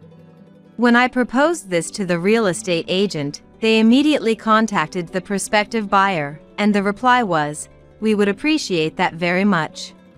Ah, your happy life is about to end. I can't stop smiling, imagining their panicked faces. And then, the day of the viewing arrived. As the real estate agent opened the front door, Arnold rushed out in a panic. Who are you? I'll call the police. Arnold yelled angrily, which intimidated the real estate agent, but I spoke up from behind. Don't worry about him. He has no right to say such things. Huh? Rosa? What's going on? Ignoring Arnold, I led the prospective buyer and the real estate agent into the house. So, this is the living room. While I was guiding them through the house, Arnold came to interfere with us, raising his voice again. Hey! Wait! What the hell is going on here? Hearing the commotion, Loretta also arrived. Ah, this is so annoying. What are you doing here? I'll call the police. The police? Huh, go ahead and call them. This house isn't yours anymore. I'm really sorry for the disturbance during the viewing. I'll just go and talk to those two, so please feel free to look around. If you have any questions, don't hesitate to ask. With that, I took Arnold and Loretta outside to explain the situation. Arnold's face was red with anger. You were talking about a viewing or something, but why is our house being viewed? Yeah. It's shocking that you just showed up like this. They still don't understand the situation. Then, I'll tell them everything. Our house. What nonsense are you talking about? Listen, I bought this house. My name is the only one on the deed. Also, I talked to Olive. And the story about Olive's family moving into this house was a lie, wasn't it? That was, the plan changed suddenly. That happens all the time. Do you think that excuse will work? I spoke directly with Olive and confirmed it. The story you told, Olive had never heard of it before. As I said this to them, They bit their lower lips and became speechless. Also, I'll tell you who those people are. I sold this house. So now, the rights to this house belong neither to me nor to you, but to the real estate agency. That's why there are prospective buyers viewing the house today. Do you understand now? But that's so selfish. What about where we will live? I don't know about that. Moreover, if you don't leave soon, you might be reported to the police for trespassing, you know? As I spoke coldly, Arnold and Loretta began apologizing to me with faces that looked like they were about to cry. Don't say such harsh things. Don't abandon us. You know how little I make each month, right? I can't even live properly with that. Look, let's call off the divorce and live together again. Yeah, I think that's best. Such rotten people. I found myself slapping Arnold across the face in a fit of anger. Stop being so spoiled! Who was it that initiated the divorce? Wasn't it you? And isn't your low income because you've been too lazy to look for a job until now? And Loretta, aren't you too convenient, always pampering Arnold and trying to kick me out of the house? Let me tell you, I have no intention of taking care of either of you ever again, and I will never forgive you. Now, choose whether you want to pack your things and leave immediately or if you want me to call the police. I unleashed all my pent-up feelings, panting from the outburst. I'm sorry. We're truly sorry. Whether they were intimidated by me or not, the two of them hastily went back inside the house. Within 20 minutes, they emerged with their belongings and ran off somewhere without looking back. They were truly troublesome. They had the audacity to live off me without any gratitude and expected to continue doing so. They'd better live their lives in desperation from now on. I'm very sorry for the inconvenience. It's all fine now. I don't think those two will ever appear in this house again, so please rest assured. After seeing off the two, I apologized to the prospective buyer and the real estate agent and continued with the viewing. 2 weeks later, I received a call. The sale of the house was officially finalized. Finally, I was able to sever ties with that house filled with nothing but bitter memories. Phew. I can finally relax. Just as I was thinking this, I received a call from Olive. Hi, long time no see. How have you been? Long time no see. Oh, about that house, it's been successfully sold. Really? That's great. We had a light conversation for a while, but then I started wondering what Arnold and Loretta were up to. By the way, what are those two doing now? Oh, they're living together in a cheap and dingy apartment. Arnold is still only working part-time at the grocery store. It seems like he's started to seriously look for a job, but at his age, it's tough to get hired. They're making so little that Mom is also working a part-time job stocking shelves at the supermarket. Considering everything, getting a divorce might have been the right decision for you. Olive was right. If I had continued living with them, my burden would have only increased. Haha, lol, that might be true, lol. I'd like to keep in touch with you, Olive.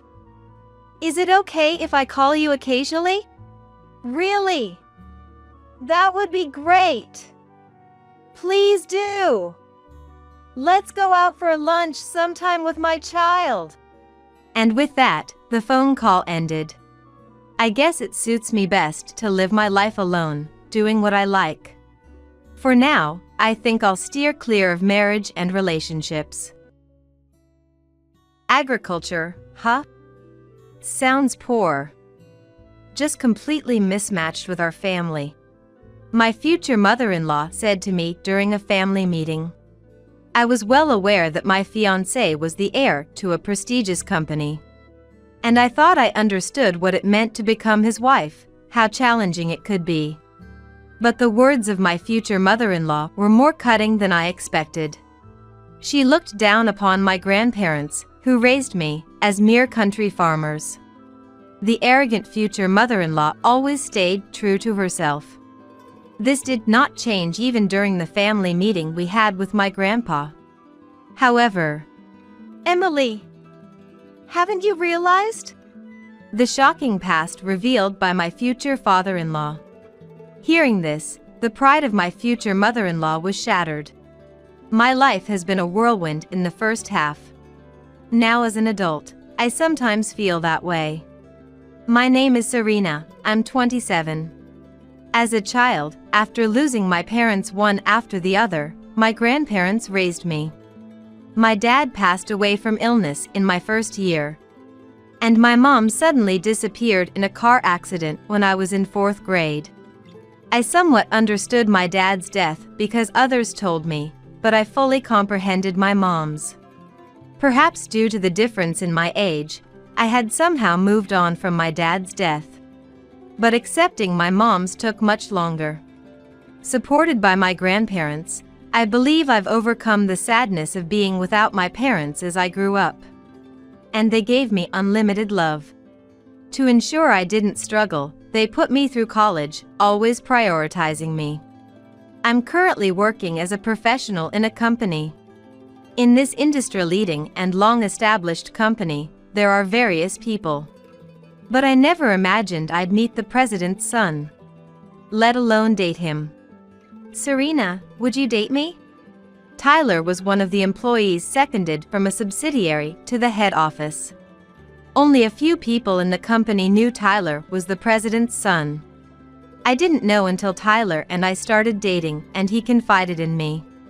Dad said to work at the head office, but I wanted to see every part of the company for the future. Really? I believe in the necessity of starting from the bottom, even if it's not quite apprenticeship. Tyler and I participated in various projects together. He always worked more earnestly than anyone, taking on even the smallest tasks. When needed, he could lead and inspire the team. So kind, yet strong and dependable. Marry me. On our 2nd anniversary. At the aquarium, our first date spot, Tyler knelt down and proposed to me. It was a classic proposal. I'd be honored. With happiness and a bit of shyness, I accepted his proposal.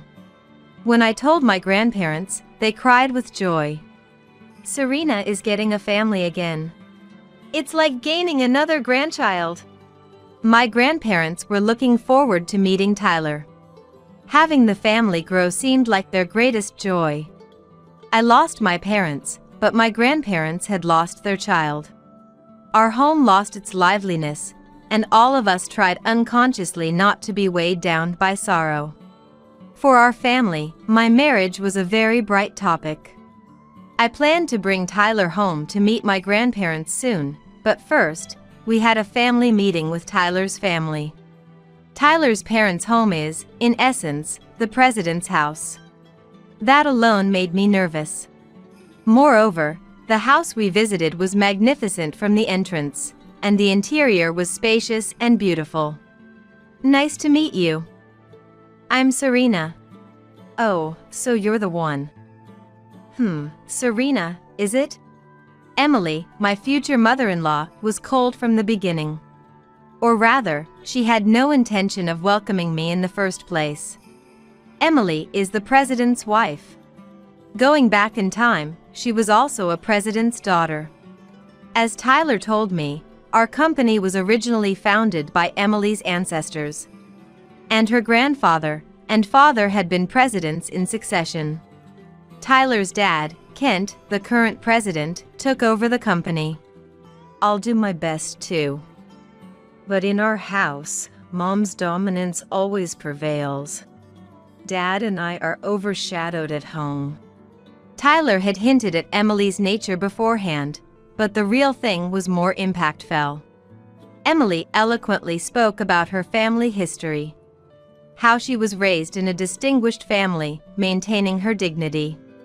and how much effort she put into Tyler's education as a mother. Tyler attended the same elite school as me and our entire family. Yes. Not just yes, Serena. Do you understand what that means? Hey, Emily. Kent, be quiet. Shrugging off Kent's attempt to calm her, Emily glared at me. Do you understand the value of the school that Tyler and I attended, Serena? The kind of privileged people who should attend there? What do you think? Mom! Tyler also stood up, leaning towards Emily. But Emily, unfazed, turned her criticism towards Tyler. Tyler, you had such a wonderful environment and connections. How could you choose someone like her as a marriage partner? Hey, that's rude to Serena. Rude? Tyler, I'm disappointed. After everything we've given you. Enough about the house, the family, please. Yes, it's supposed to be a happy occasion. You all be quiet. What was supposed to be a meeting for the upcoming marriage turned into a family argument. I couldn't intervene, and in the end, Kent somehow managed to calm Emily down. On our way out, Kent desperately apologized to me. It's okay. I'm sorry for troubling you today. No, it's not your fault. It's our fault. The disappointment I felt seemed less than the shock Tyler and Kent experienced. Kent approved of the marriage, but Emily only reluctantly accepted it, not welcoming me. Whenever I joined family meals as a fiancé, Emily would sigh and express her discontent. Once, she asked about my family. I told her the truth, not hiding anything. How I lost my parents early and was raised by my grandparents. How we overcame sadness together, the three of us, supporting each other. How my grandparents worked hard in agriculture so I wouldn't have to struggle. I am nothing but grateful to my grandparents. I believe my parents are watching over us, but the love I received from my grandparents who were actually there for me, I still remember it strongly. I conveyed my feelings. The rest was up to how Emily felt about it. I hoped she would understand, even a little, but I was naive. Agriculture, huh? Sounds poor. Just completely mismatched with our family. Mom! How could you say such a thing? That's right. Emily, how far will you go in belittling people? Belittle? I'm just telling the truth. Emily and Kent argued as they used to. Kent apologized to me while scolding Emily. But that wouldn't make Emily back down. The meal ended in a heavy atmosphere. Serena, if you're fed up, you can leave me. Marrying me means dealing with Emily. I can't cut ties with her because of the company. Think about it while you still can. Hearing Emily mock my grandparents and seeing Tyler with such a tired, dark expression left me at a loss for words. But I managed to respond. It's okay. I feel sorry for Grandpa and Grandma, but I'm fine with this. Really? Tyler and I continued to encourage each other as we moved towards our marriage. I knew we had to meet with Grandpa and Grandma soon, but I wasn't looking forward to it. What should I do? As I thought about this on my way home, my face must have shown my distress. What's wrong? Why such a gloomy face? Did something happen with Tyler? Grandma saw right through me, and I had no choice but to open up about everything. I told them about Emily's personality and what she said about me and my grandparents, leaving them in silence. Well, I suppose we should meet them once. Let's have a dinner soon. Grandpa finally spoke up. He instructed me to arrange the time. But he insisted on a high-end restaurant. I was puzzled, but Grandpa just laughed. Don't worry, I'll pay for the meal. That's all Grandpa said in the end. On the day of the dinner, Grandpa arrived alone. Grandma, shocked by Emily's behavior, refused to meet her. Grandpa and I waited for Tyler and his parents, but Tyler messaged that he and Kent would be late. That meant Grandpa and I would have to deal with Emily first. Just the thought gave me a headache. As I held my head, Emily arrived, greeted us curtly, and sat down. She looked at me and Grandpa with a very displeased expression. You didn't have to match our family with a high-end restaurant. A lower-class place would have sufficed. No. It would be rude to meet for the first time in such a place. Oh, I made you worry. But I wonder how long you can keep this up. It's harsh to expect such standards from country farmers. Well, we prioritize living a healthy and honest life over money. Grandpa faced Emily calmly and firmly, without changing his attitude or behavior. Emily seemed displeased and spat out sarcastic comments and irritation towards Grandpa. Sorry for keeping you waiting. Tyler finally showed up. Kent followed him. Kent started to say something but stopped when he locked eyes with Grandpa. Ah. Hey, you two. Why apologize to these people? If we make them wait, that's how it should be treated. Hey, Emily. Kent's lips trembled, and his face turned pale with cold sweat. What now? Another opinion from you? No.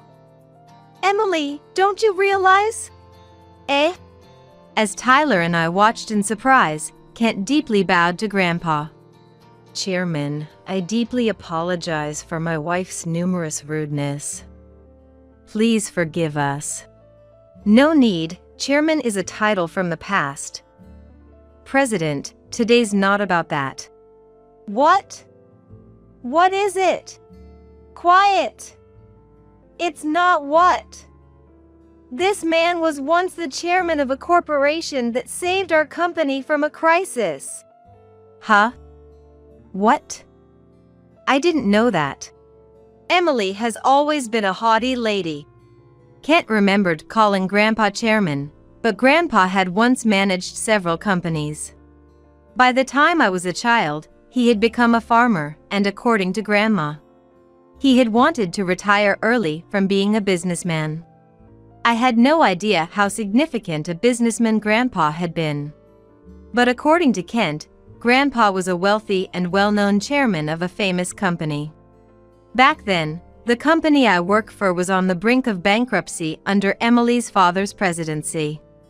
With no hope for a loan from the bank, the company was saved by Grandpa's company, where he was the chairman and also a business partner.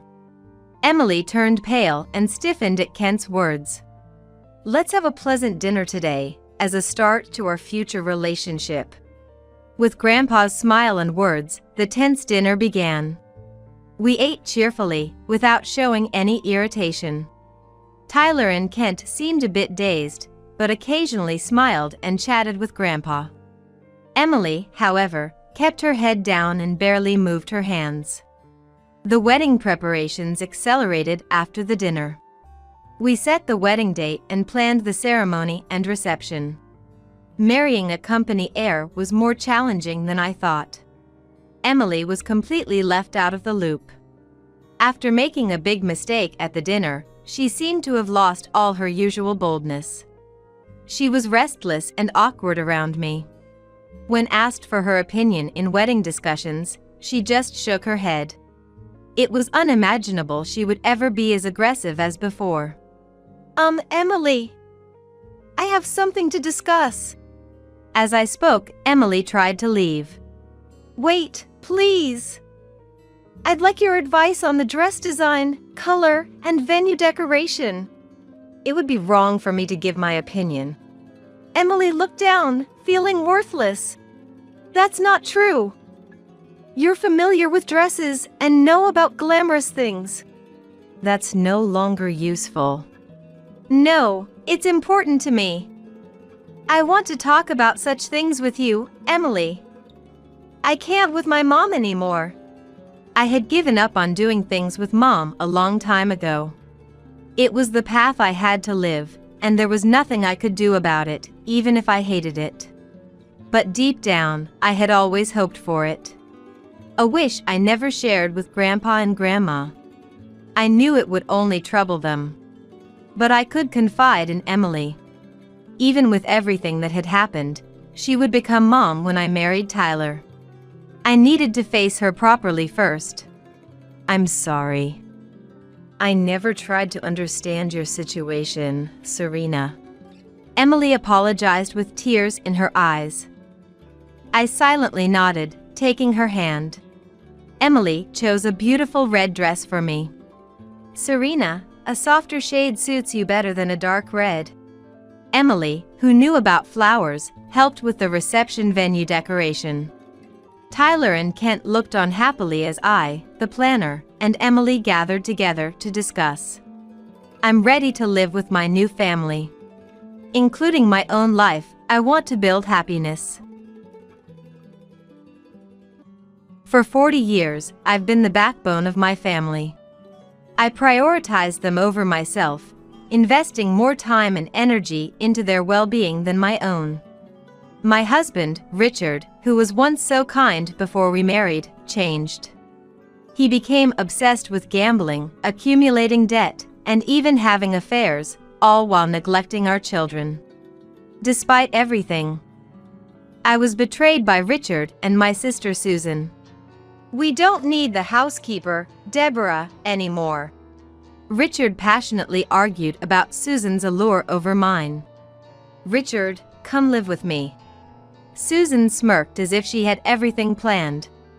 After throwing the divorce papers at me, they left triumphantly.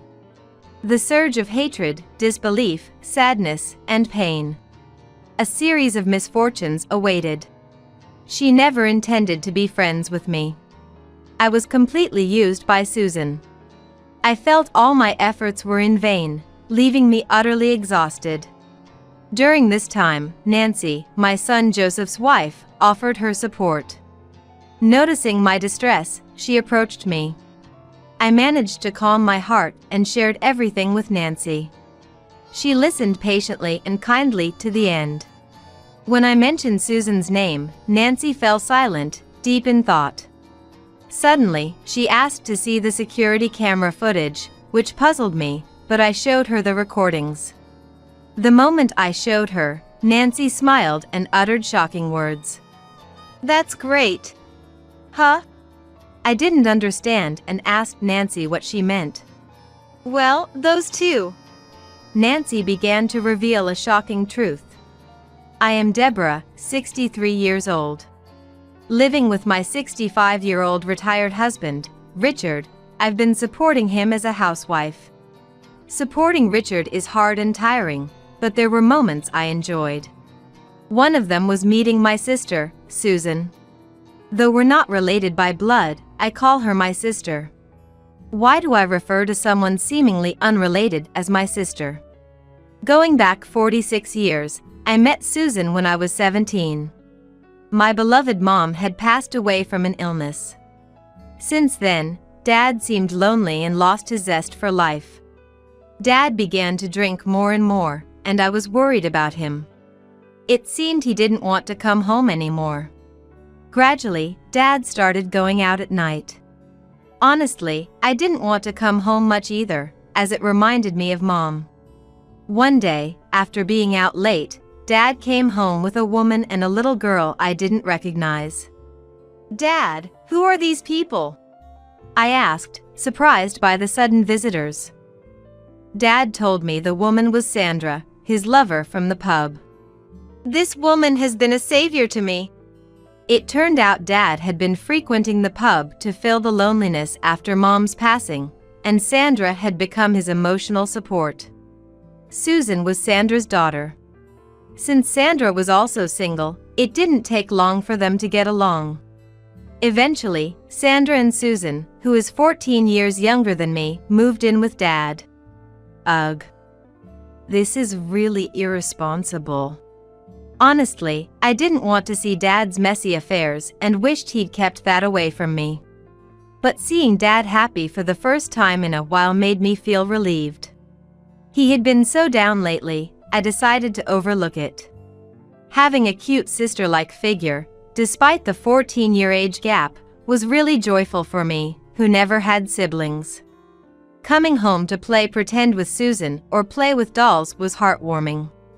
It felt like what having a sister would be like. When Susan laughed as we played, it warmed my heart. My house, which I once dreaded returning to, became a place I couldn't wait to get back to. Life was surprisingly enjoyable, but it didn't last long. When I turned 18, Dad passed away. It was probably due to his excessive smoking and drinking. I warned him many times, but he wouldn't stop, and his health deteriorated.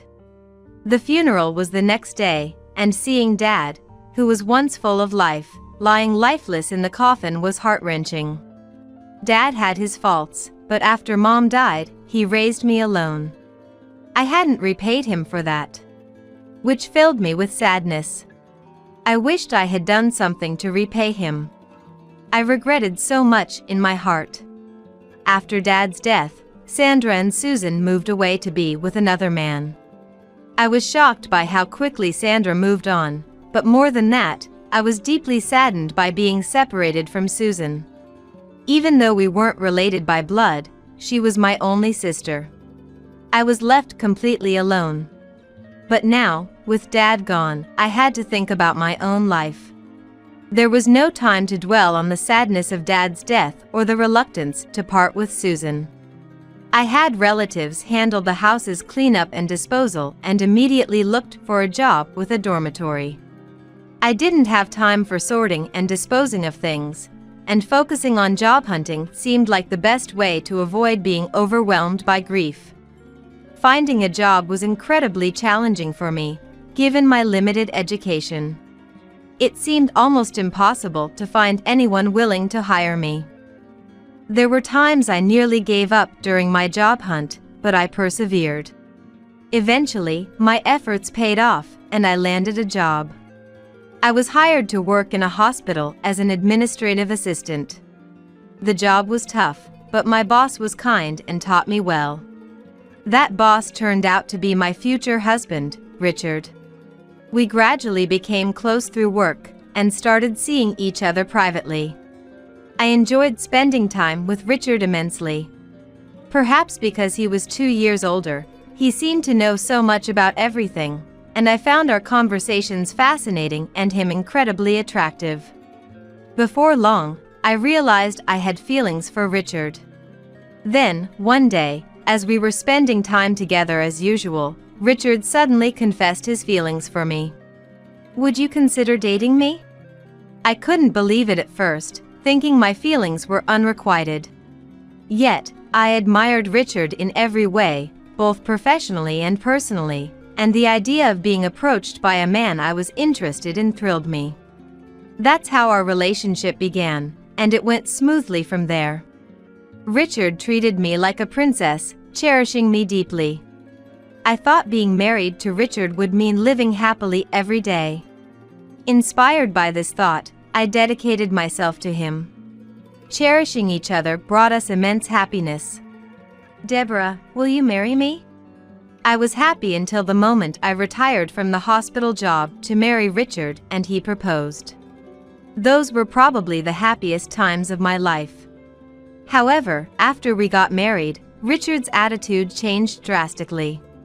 Richard turned out to be what you might call a henpecked husband. Things became difficult after that. Even though I was busy with household chores on weekends, Richard would just sleep at home. "Richard, I really need help with the housework. It's too much for me alone." "That's your job, Deborah. I'm exhausted from working all week. You should be able to handle this." Where had the kind Richard gone? I should have realized something was wrong then, but I was too naive and kept blaming myself. During this time, Richard and I had 2 children. Our first son, Joseph, and then Thomas. Even after the children were born, Richard hardly helped around the house, so I was left to take care of the kids and Richard almost entirely on my own. Joseph and Thomas were a handful. They were going through adolescence and rebellious phases, and being boys, they ate a lot, so I had to cook in large quantities. Raising Joseph and Thomas was draining, both physically and emotionally. When they left home, I felt a mix of loneliness and pride in seeing them grow up, which always warms my heart when I think about it. And for 40 years, I've supported Richard, Joseph, and Thomas as a housewife.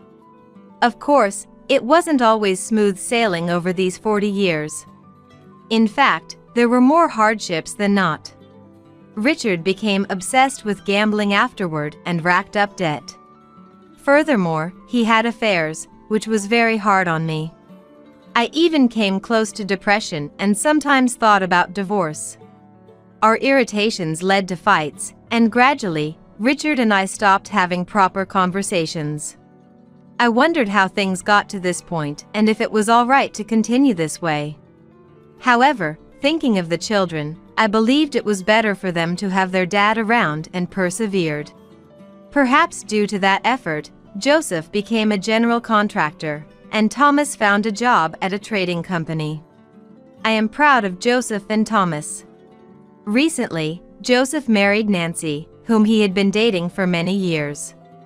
Nancy is very polite, has her own opinions, and is friendly and adorable. Seeing Joseph happy made my heart warm. I'm glad I worked hard to raise them to this point. I can't wait to see my grandchildren. Though I never said it out loud, that's what I was thinking. Then, I turned 60.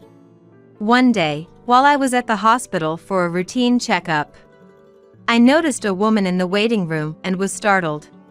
She looked just like Susan had grown up from the little girl she once was.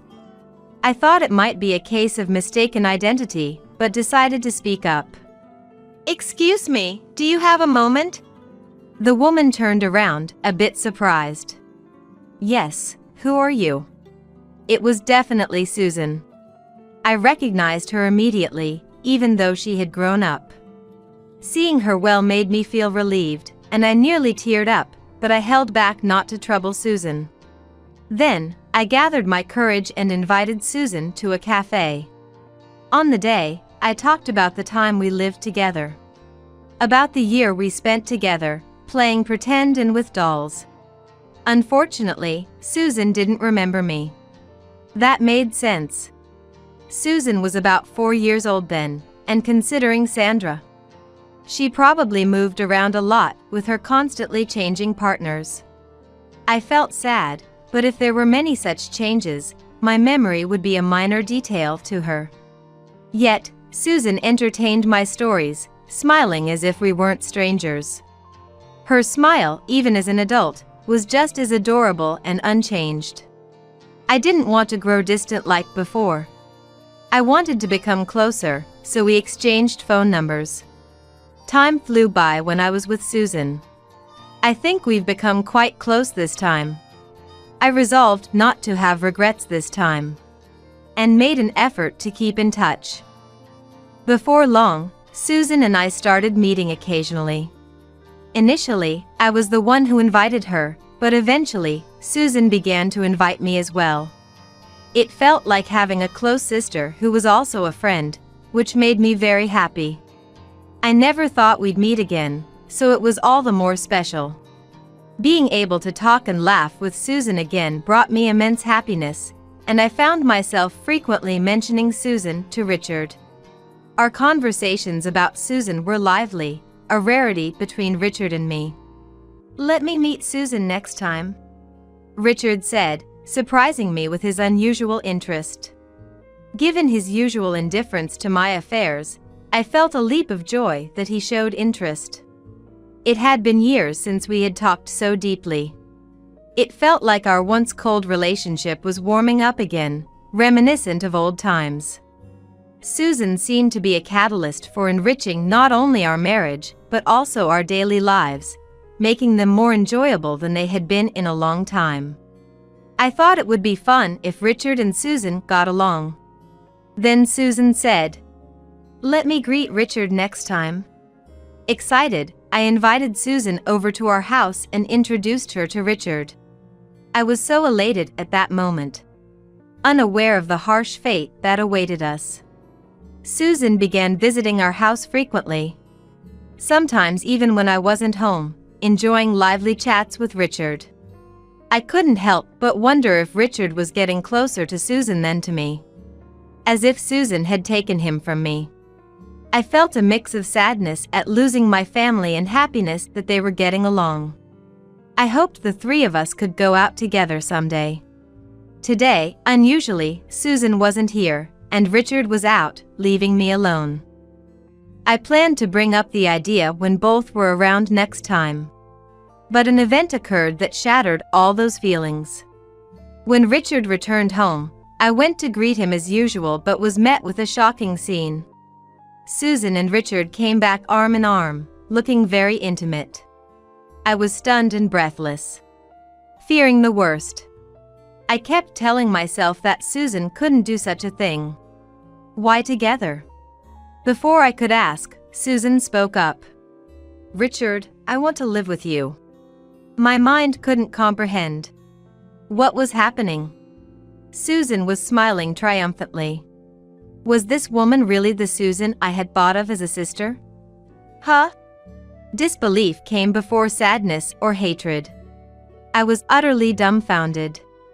To think the person I doted on like a sister could do this. No, perhaps I was the only one who ever thought of us as sisters. Maybe Susan had always intended to take Richard from me. That's why she wanted to meet him, creating a pretext to get closer to him. I had believed Richard would not have another affair, especially not with Susan, which made the shock even more profound. As I stood there dumbfounded, Richard also spoke up. "We don't need the housekeeper, Deborah, anymore." Richard went on passionately, emphasizing how I didn't appeal to him as a woman, praising Susan for her appearance and thoughtfulness, and highlighting all the ways she was attractive. Richard must have grown tired of me and, upon meeting Susan, who was younger and more attractive, chose to have an affair. How irresponsible to have an affair at his age. Affairs are unforgivable at any age, but I never expected one at this stage of our lives. Richard's request to meet Susan was likely not out of interest in my stories, but because he was interested in Susan. Susan is more attractive as a woman than Deborah. Deborah should take a lesson from her. Those words pierced my heart like a knife. A mere housekeeper, lacking in feminine allure. Perhaps that's true. For 40 years, I've supported my family. I had no time for fashion. Busy with all the housework alone, I had no time for myself. Being criticized like this by Richard, whom I had devoted time and effort to out of love, was more than I could bear. Richard had been living with these thoughts all along. I thought he was silent, but still treasured me somewhere deep down. Richard, having aired all his grievances, threw the already signed divorce papers at me and left triumphantly with Susan. Why has it come to this? My sobs echoed in the silent room. A mix of astonishment, anger, hatred, and sadness welled. Had I spent more time on self-care, could this have been avoided? I should have divorced sooner, given he was prone to debts and affairs. He wasn't worth staying with, even out of endurance. If I had divorced when Joseph and Thomas left home, I wouldn't have had to endure this pain. As I slumped down, the ringing of my mobile phone in the dim room broke the silence. It was Joseph. Answering the phone, I sensed something was off with him. "Joseph, what's wrong? You sound strange." Worried, I asked, and Joseph, with a trembling voice, muttered, "Thomas has died in a motorcycle accident." Thomas dead in an accident? I couldn't believe it, wishing it were a lie. Rushing to the hospital, I found Thomas was already gone. I couldn't accept this reality. The thought of Thomas, who was just fine until recently, suddenly being gone was unbearable. Memories of Thomas flooded back. "Mom, thank you for everything." I remembered Thomas saying this on Mother's Day, presenting me with carnations. Such memories brought unstoppable tears. Overwhelmed by successive misfortunes, I shakily dialed Richard's number. But Richard didn't answer, no matter how many times I called. All I heard was the ringing, and I barely remember what happened next. Without any contact from Richard, funeral preparations moved forward. As I dealt with Thomas's death, I grew increasingly frustrated, wondering where Richard was and what he was doing.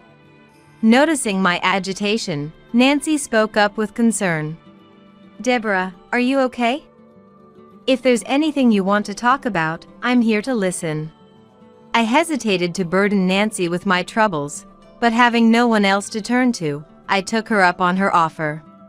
I told her about Susan and Richard, and then about learning of Thomas's death, how misfortunes had piled up one after another. There were moments I couldn't speak through my tears as memories overwhelmed me, but Nancy listened patiently and comforted me until the end, lightening my heart. Upon hearing everything, That's unbelievable. Nancy was visibly angry. You've done nothing wrong, Deborah. Richard lacks gratitude for everything you've done for him. It's appalling he would say such things to someone who devoted their life to him. Seeing Nancy angry on my behalf made me feel a bit more at peace.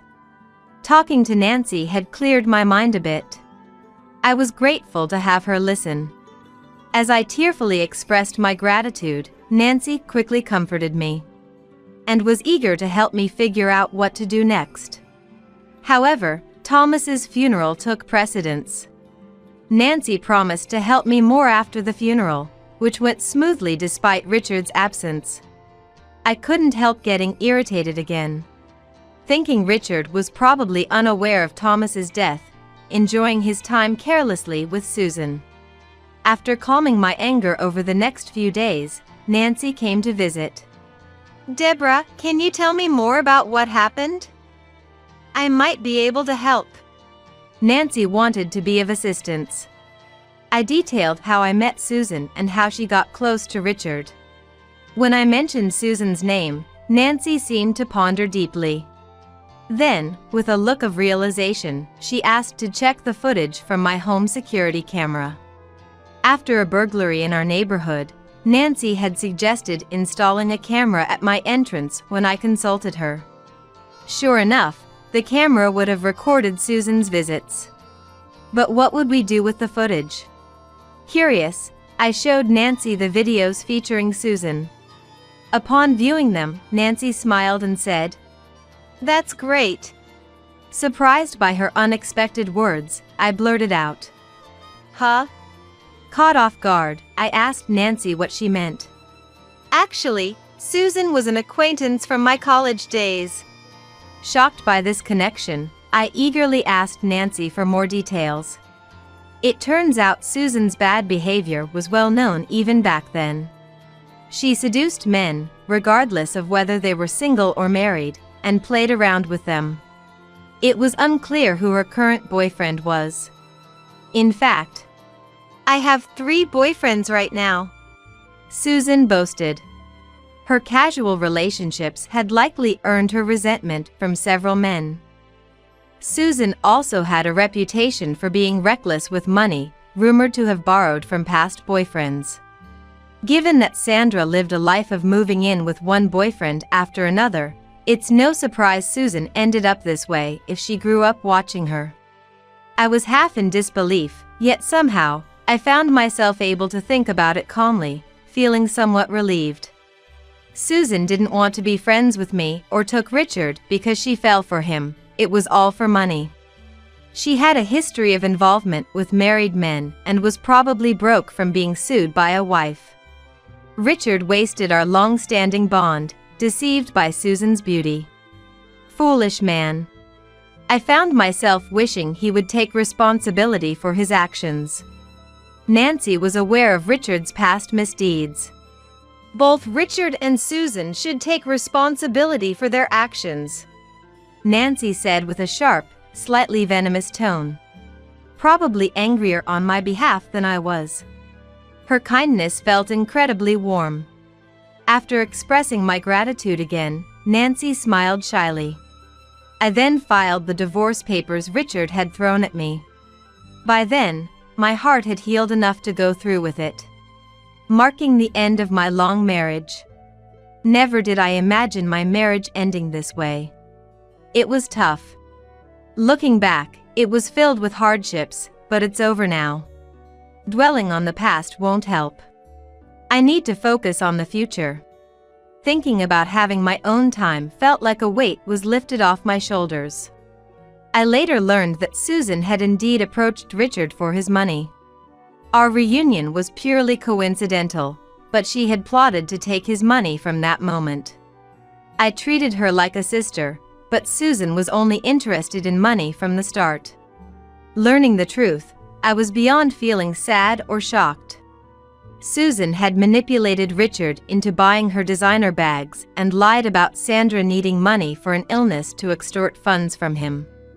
Richard, now without income, had given Susan a large sum of money, believing in her, only to be left penniless and eventually disregarded by Susan, despite having divorced from her. Returning home to find it sold, Richard, who had never been good at socializing, found himself without anyone to turn to. While it was tempting to feel pity for his unfortunate situation, considering everything he had done to me, it was clear this was his own doing. Hopefully, this experience would teach Richard a lesson. I ended up moving out of my home to live with Joseph. Initially reluctant to impose, I eventually agreed to live with them. Joseph really married a wonderful person. I'm glad he has such good judgment. I never expected to be treated so kindly by Nancy, feeling as if I gained a daughter. I'm beyond grateful to Nancy, and hope to repay her kindness someday. After finishing sorting through Thomas's belongings and everything else had settled, I stood in front of Thomas's grave and reported all that had happened. It's been tough for me, but the accident must have been very hard on you, Thomas. Please watch over us from above. With that prayer, I left Thomas's grave. Finally, everything came to a close. Reflecting on recent events, it's clear there haven't been many good moments. It's been a tumultuous journey. Despite the affairs and the debt that made life difficult, it wasn't all bad. I'm immensely grateful to Nancy for everything she's done. Joseph, unlike me, has a good eye for people. With the changes in our lives, Nancy became pregnant, allowing me to fully enjoy the grandchild I had long hoped for. What a joy it is! The grandchild, bearing resemblance to both Nancy and Joseph, is adorable. I hope they don't grow up like Susan. I wish this family all the happiness in the world, free from such troubles. But with Nancy and Joseph, I'm confident they'll be fine. Their mutual respect and care for each other are evident. Something Richard and I lacked.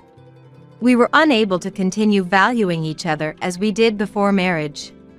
Though I have no plans to remarry, I've learned the importance of cherishing others from Joseph and Nancy. I still have much to learn. With these thoughts, I watched Nancy and her family shared joyful laughter. So, how about giving Mom back to us?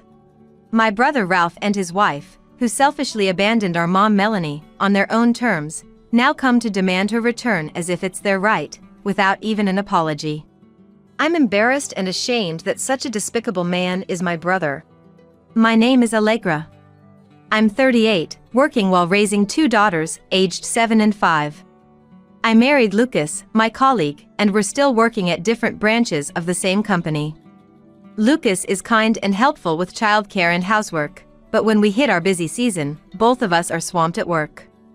At that time, finishing late and rushing to pick up our kids from daycare and school. We decided to work together as a couple, but I feel like crying because of physically and mentally exhausted. My mom, who lives about a 30-minute drive away, supports me through these times. Also today, beaten by the busy season and unable to cook, she brought a load of her homemade dishes. When Mom opens the door, my daughters rush to her as if they've been waiting. Grandma! Welcome back! Oh, it should be hello first. Ignoring my amused reaction, my daughter takes Mom's hand and leads her into the house. My girls just adore their kind and fun-loving grandma. Allegra, I also bought your favorite pudding. Have some with the kids later. Mom, thank you. Delicious meals, playing with the kids, and even caring for me, I'm deeply grateful to Mom. But then, her mobile phone rings, it shattering the peaceful moment. Hi, got it. I'll be back soon. After hanging up, Mom sighs softly. From Cheryl? Yes. She wants me to buy a cheesecake from that new bakery. More of Cheryl's whims. You had kind of same issue before. Cheryl doesn't work, she should buy it herself. I know. But she's hurt because of Ralph. I need to be kind to her. Mom, if they ask too much, promise you'll tell me, okay? Thank you. Mom smiles brightly, for reassuring me. Still, I can't help but worry about Mom's relationship with Ralph's family. Ever since Dad passed away 2 years ago, Mom's been living with Ralph and his wife. During the discussion about Dad's inheritance, Ralph and his wife suggested Mom to live together. Mom, who suffered from mother-in-law and daughter-in-law conflicts, initially refused it. But Ralph insisted and was wanting to live with Mom at any cost. When I probed further, it turned out Ralph had been fired few months ago. He messed up something and couldn't find work in the same industry. Now he got another job, but its salary drastically reduced. Unable to afford his high-rise apartment with a monthly rent of $2,000, he wanted to inherit the family home in exchange for taking care of Mom. It wasn't out of concern for Mom living alone, but for money. I advised against it, saying it would only bring stress, and Cheryl, who was unemployed, could work to support themselves. However, Cheryl, my sister-in-law, cried out. But Ralph promised during his proposal that I wouldn't need to work ever. She was adamant about not working. Eventually, Mom gave in and agreed to the living arrangement, as blaming Ralph for breaking his promise to Cheryl. Since moving in, Cheryl was feeling betrayed by Ralph, stays in her room, surfing the web or playing online games. She leaves all the housework and shopping to Mom, making her run errands like today. It's frustrating to see Mom being taken advantage by Cheryl. Even when I express my concern for Mom's well-being to Ralph, he, feeling guilty towards Cheryl, just avoids the issue. And Mom, she just says, "It's Ralph's fault," and gives in to Cheryl's demands. It seems Cheryl resorts to verbal abuse when things don't go her way. Mom is completely innocent in this. Feeling helpless about how to improve the situation for Mom, and frustrated that I couldn't do anything, a worst-case scenario unfolded. One weekend. Got something to discuss. Unexpectedly, Ralph came to our house. I had a bad feeling, but sent the kids and Lucas to the park and welcomed Ralph into the living room. Ralph, looking conspicuously gloomy, sipped the tea I prepared and then started speaking gravely. "You know about the bad blood between Cheryl and Mom, right?" "Well, yeah," I said ambiguously. "It's more like Cheryl is just using Mom for her own benefit." Ralph seems oblivious to my reaction, nodded exaggeratedly. "Cheryl's so stressed about it, it's a real problem." "Huh. I think it's Mom who looks worse off." "I'm her husband, I need to prioritize Cheryl." "Huh. That's admirable, a true model of husband." "So, I've decided Mom should move out." "Huh." His outrageous statement made me yell in disbelief. "Kicking out Mom? Not Ralph and his wife? No way! Why should Mom leave?" Ralph was visibly shaken by my outburst, continued his selfish reasoning. "No choice. Cheryl's been crying and saying she can't live with Mom anymore."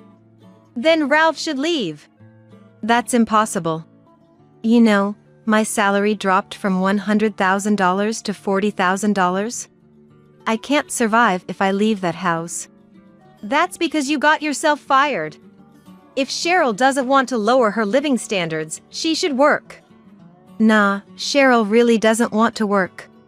That's all Ralph and Cheryl's convenience. Don't make Mom clean up Ralph's mess anymore. How about Mom, living on her pension, supposed to survive if she's kicked out of her house? I couldn't believe how selfish this couple was. Anger boiling over, I fiercely accused Ralph, who darted his eyes around in panic.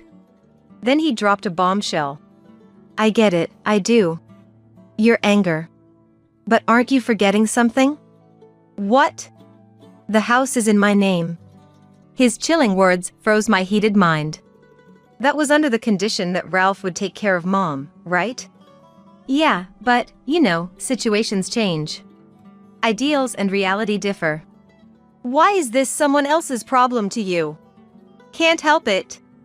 No matter what you say, legally, that house is mine. Ralph smirked smugly. Ah, this man. He planned to kick out Mom all along. You are despicable. I hurled the word at him, filled with all my contempt. Ralph looked down at me with cold eyes, his mouth twisted oddly, laughing. Ha ha ha. After laughing and popping a snack into his mouth, Ralph went away and left me trembling with anger. Anger, sadness, disappointment. My head was swirling with negative emotions.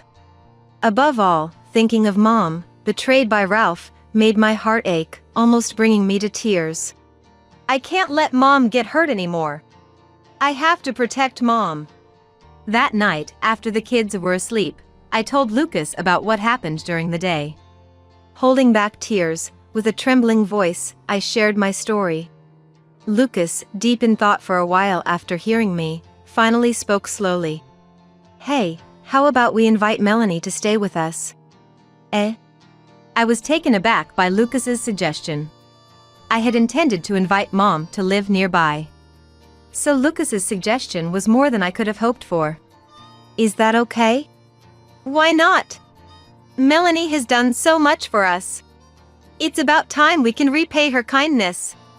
I'm actually happy about it. Lucas said, smiling in a way that made him look almost divine. Lucas, thank you. Sure thing. It's been a while since our family grew.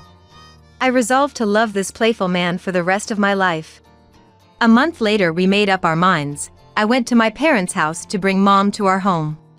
This house now belongs to Ralph. Never set foot in here again. I'll never forget Cheryl's harsh parting words. Mom was downcast in the car and stood anxiously at our front door when we arrived. My heart ached at her sight, and I was lost for words. It was my daughters who melted Grandma's worries, bursting out of the house with smiles. Grandma, come in quick. We're having a party today. It's a welcome party for Grandma, Dad said so. Sis and I decorated your room. And there's cake too. Look, look. Lila, Marla. Melanie, welcome home. Lucas. Touched by the welcome from my daughter and Lucas, Mom's eyes moistened. I too wiped away hidden tears. Mom's insurance money from Dad, and nearly everything else, had been siphoned off to support Ralph's family. It seemed they let Mom go because there was nothing left to exploit. Really, they're just the worst. And so it began our life with Mom. Initially, I worried about burdening Lucas, despite his kindness in taking Mom in. But that concern quickly vanished. Because Mom's housekeeping skills were incredible.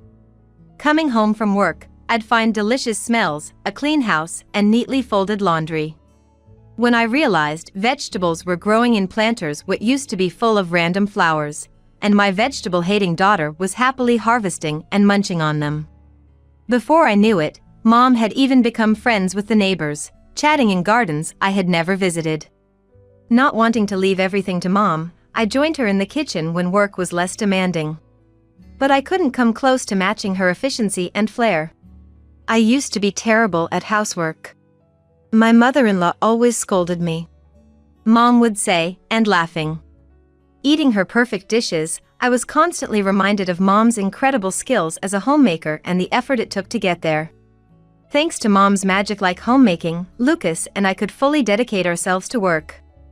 Especially Lucas, who, since Mom moved in, his sales performance significantly improved and even topped the branch for the first time.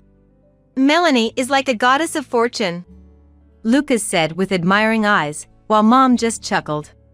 On weekends, no longer filled with chores, meant more time with the kids. The newfound ease in Mom and Dad's lives brought more smiles to our children's faces during the weekdays. There have been other changes too, but living with Mom has definitely been a positive for us. Of course, we still have things to adjust to with each other, but work and private life are going almost frighteningly well. On the other hand, things haven't been going well for Ralph and his wife since Mom left. After Mom's departure, Cheryl initially enjoyed the mother-in-law-free life, and Ralph seemed relieved seeing Cheryl so happy. But it appeared they hadn't really adjusted to a life without Mom's support. Cleaning was minimal, walls stayed dirty, and the garden was neglected. Laundry piled up for a week, washed but never put away. Garbage accumulated because sorting was too bothersome. In no time, the house turned into a neglected mess, overrun with weeds and looking like a dirty junkyard inside and out. Of course, meals were all about eating out and deliveries. Under such living conditions, it's no wonder work wasn't going well. Ralph, who had been fairly enthusiastic about his new job before kicking Mom out, fell ill often due to his unhealthy lifestyle, and faced the threat of being fired again due to constant lateness and absenteeism. The neighbors, who had been fond of the kind and sociable Mom, could never welcome Ralph and his wife. They weren't harassed, but they were definitely left out. This tragic situation of the Ralphs was relayed by Mom's friend, who lives nearby. Moreover, their house is a 45-year-old wooden structure. Without careful maintenance, it's prone to problems. The neglected water heater broke down, and Cheryl, who disliked letting others into the house, that's why it LEDs for days on end with only cold water in the winter. In spring, a wasp nest formed under the eaves, and Cheryl, who hadn't noticed, got stung badly. Of course, with Ralph and his wife's scant earnings and constant spending, money was tight. Cheryl, cooped up in her room, seemed low-cost at a glance, but it turns out she was spending about $1,000 a month on online gaming. With over half of Ralph's salary was vanishing into gaming expenses, Ralph finally realized the gravity of the situation and wanted to stop Cheryl's gaming habit. It makes daily arguments between a desperate Ralph and a Cheryl unwilling to quit. So, I was thinking, maybe we could get Mom back. What do you mean, so?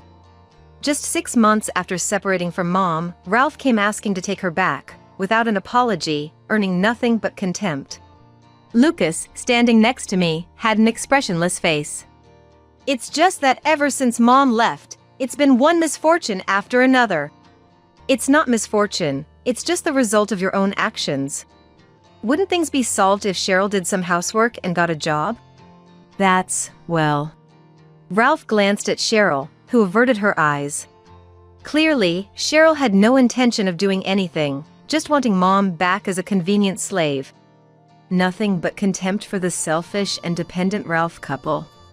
At that moment, Mom appeared from the living room.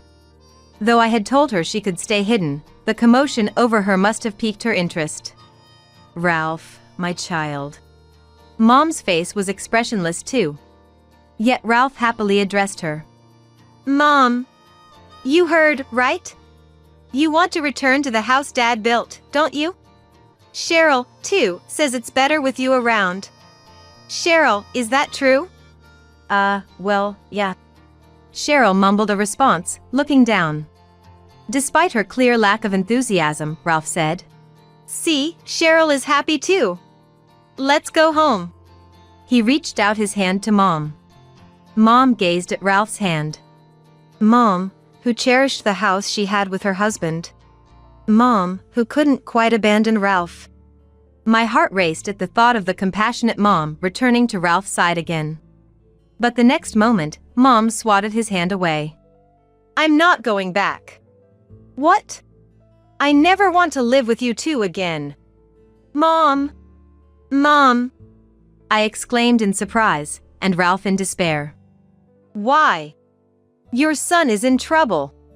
You used to say that parents should help their children when they fail. As Ralph lamented and Cheryl looked on in shock, Mom spoke calmly. I used to think that too. But I was wrong. What? Living with Allegra and her husband made me see. When Allegra failed, her husband Lucas supported her, and when Lucas and I had awkward moments, Allegra, as his wife, would step in and resolve them. That's what marriage is about, supporting and growing with each other. Mom. I felt tears welling up at Mom's words. It was also my fault for not letting go. I thought that as a mother, I was responsible for my son's actions regardless how old he gets. But I realized that by always stepping in, I was robbing you of the chance to grow as people and as a couple. You're 40 now. Your time of parental obligation is long past. Clean up your own mess. But Mom... Rejected by Mom, Ralph, a big man, flustered in a way he'd never imagined. Ignoring him, Mom turned to Cheryl, who was irritably biting her nails.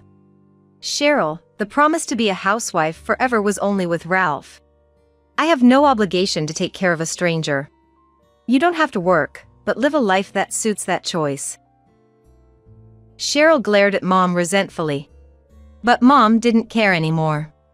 Ralph, you inherited that house. You can continue living there or sell it. But I'm done doing anything for you and your wife. But Mom, I... Go home. And don't ever show your face to me again. Frightened by Mom's ferocity for the first time, Ralph fled. Cheryl, left behind, glared at us fiercely before following Ralph. Oh. Mom, drained, slumped to the ground. Before I could rush to her, Lucas was already at her side. Ah, that felt refreshing. Nice job, Mom. Lucas offered his hand with a smile, and Mom grasped it, smiling happily.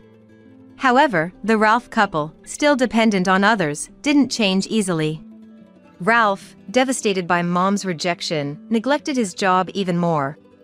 Cheryl didn't work, eventually resorting to loans for gaming expenses. By the time Ralph noticed Cheryl's debt, it was too late.